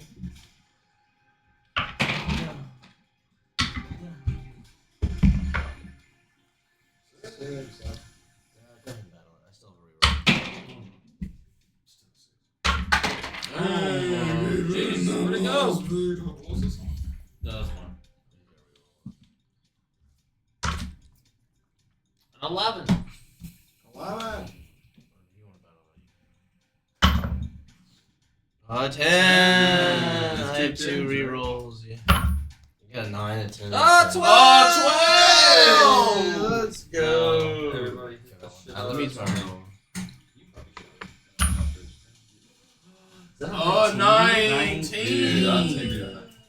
Yeah. I still have another roll. Might as well smack it. I tried to roll it. It's okay. I got a 10, a 10, and a 9. I got a I 12. got That was almost as good as it possibly could have been. Dude, that was me earlier. I got a 10 and 10 and 9 too. All right, so you do rummaging around this floor of the castle. You find 2 more statues. An elf statue and a human statue. Do you want to hold on to all the statues? Sure, yeah. Yeah, it's still for got the years. little gnome. Okay, Did I keep have that the- gnome foot that broke off? I have the goblin. You wouldn't have seen where it landed. You're right. So, Instantly different. so you can have the goblin. If you noticed, I sketched mine Find more stuff. on the bottom. Yes. You I feel like I found some on the line here. That was pretty damn good. We all kind of work together though. you pretty much So I did use got work the- together on that. Stone door statue. So one of the rooms that you ended up scavenging was an armory that had been long since abandoned. What were the other two statues? The dwarf? Dwarf, human, goblin, elf. So in that room, you find a good amount of metal weapons. There was enough for everyone to have 2 shields.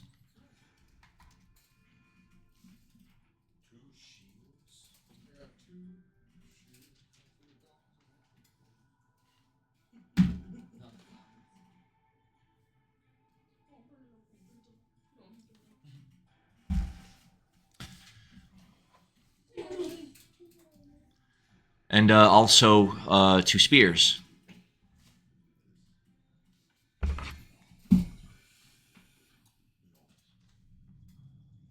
And also 2 swords.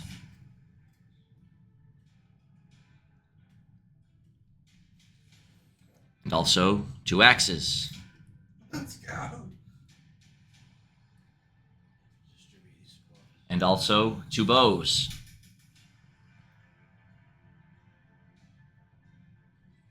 And also 20 arrows.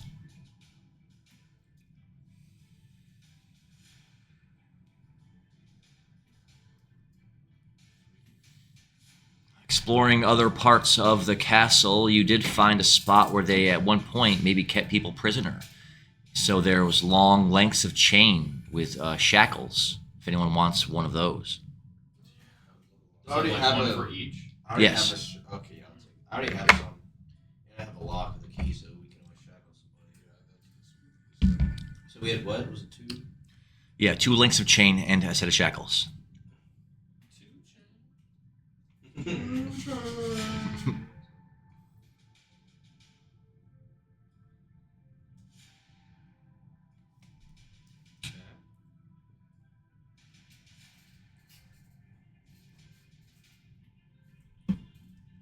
No, we're 3.4K away. We're almost. I know, so super close. Yeah.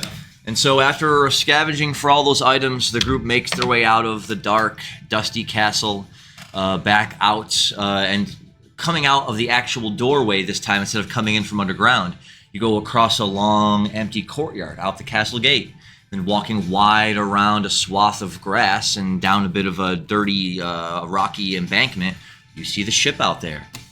Sure enough, there are torches and lanterns lit upon it as nighttime is fully settled upon the sky. And you see that the ship is still floating there, safe and sound, as the group all makes their way towards it. And so from there, I know we're gonna do that, but I just yeah, go ahead. want to go to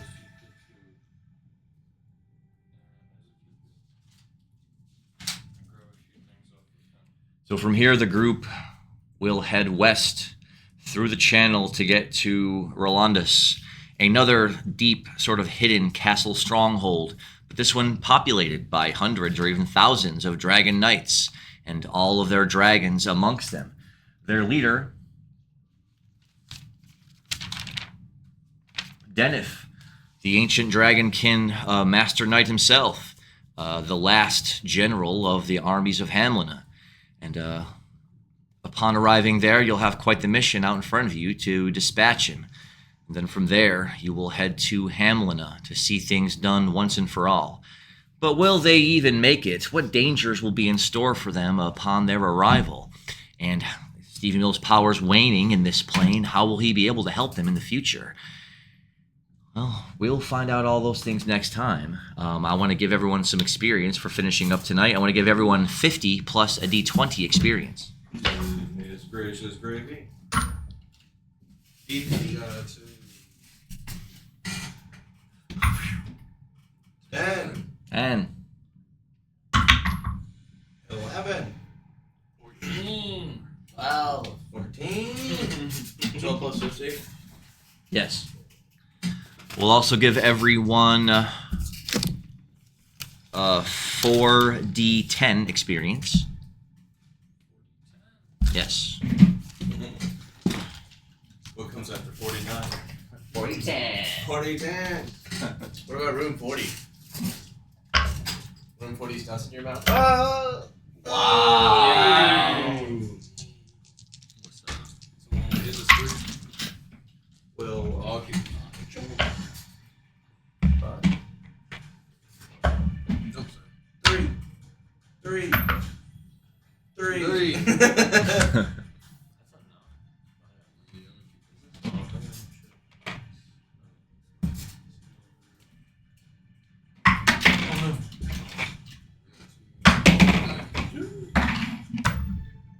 Four.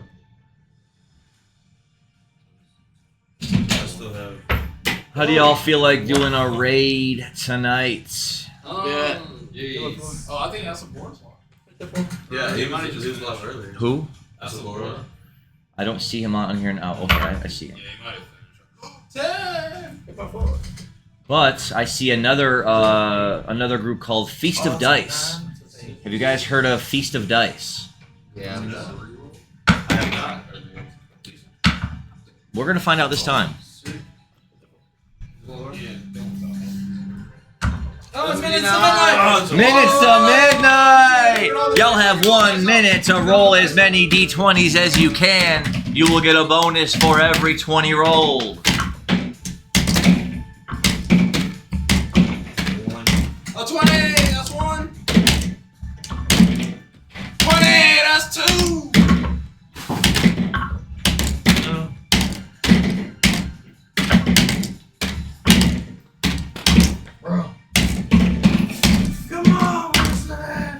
Same, bro. Same. I'm struggling. I've gotten like 3 1s. I haven't gotten any. Yes. I feel like I've gotten 12 12s. Oh, Hey, I see it. Yeah. 20s! I got like a million. I'll say you're 20!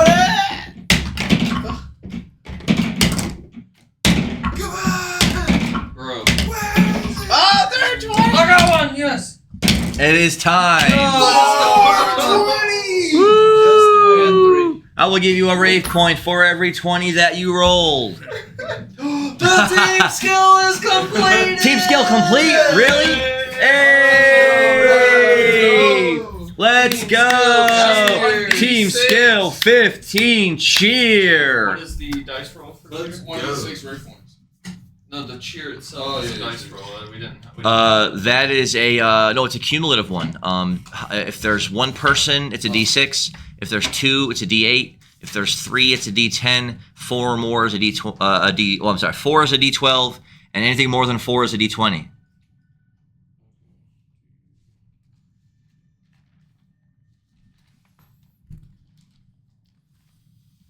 $42.70K for the next one. I will have to set that up. I will set that up.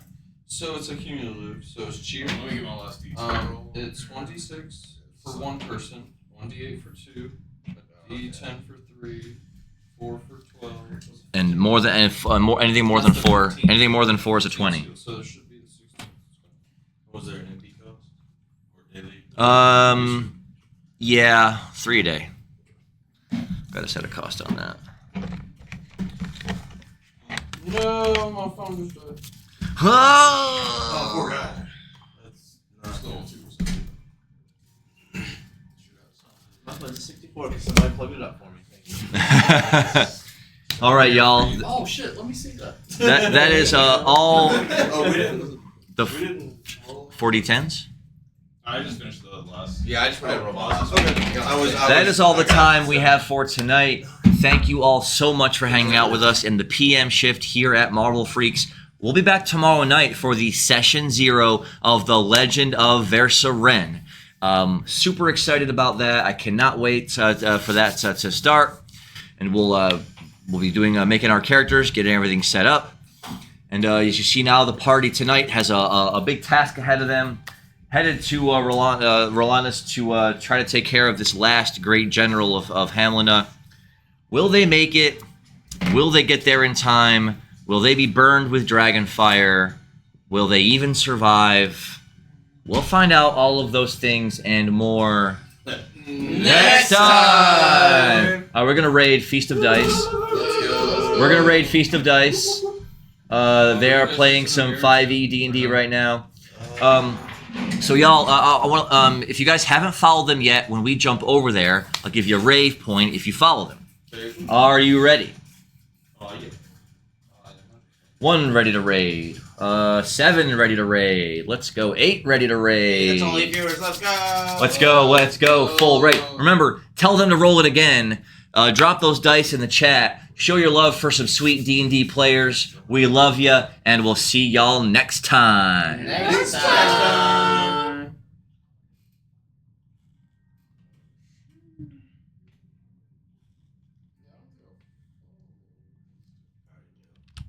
Oh, wait, no, I did. I can't hear the audio though. Could someone give me some, turn up their audio on it?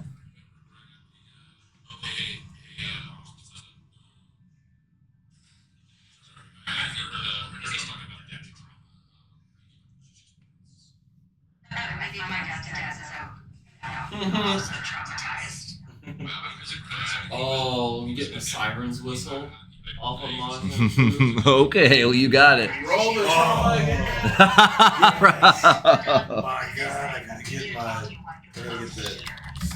Oh, wait, Yeah, all the stuff we won from the race session is what I'm pretty much kind of snagging off so I can put it onto one of the new characters for session 1. Oh no, Because session 0 for the fishing campaign was pretty much, yeah. So it'll be session 0. Now that we're off stream, I have thought of a race and a class. I want to do a yard rat even. A yard rat. Oh, Dude, I've been thinking about that. somebody just wants some instant transmission. But that they're way more. So I want to be able to There's so much more. transition and put up a shield in front of people. So they're all about energy manipulation. So you know how how Piccolo can get bigger?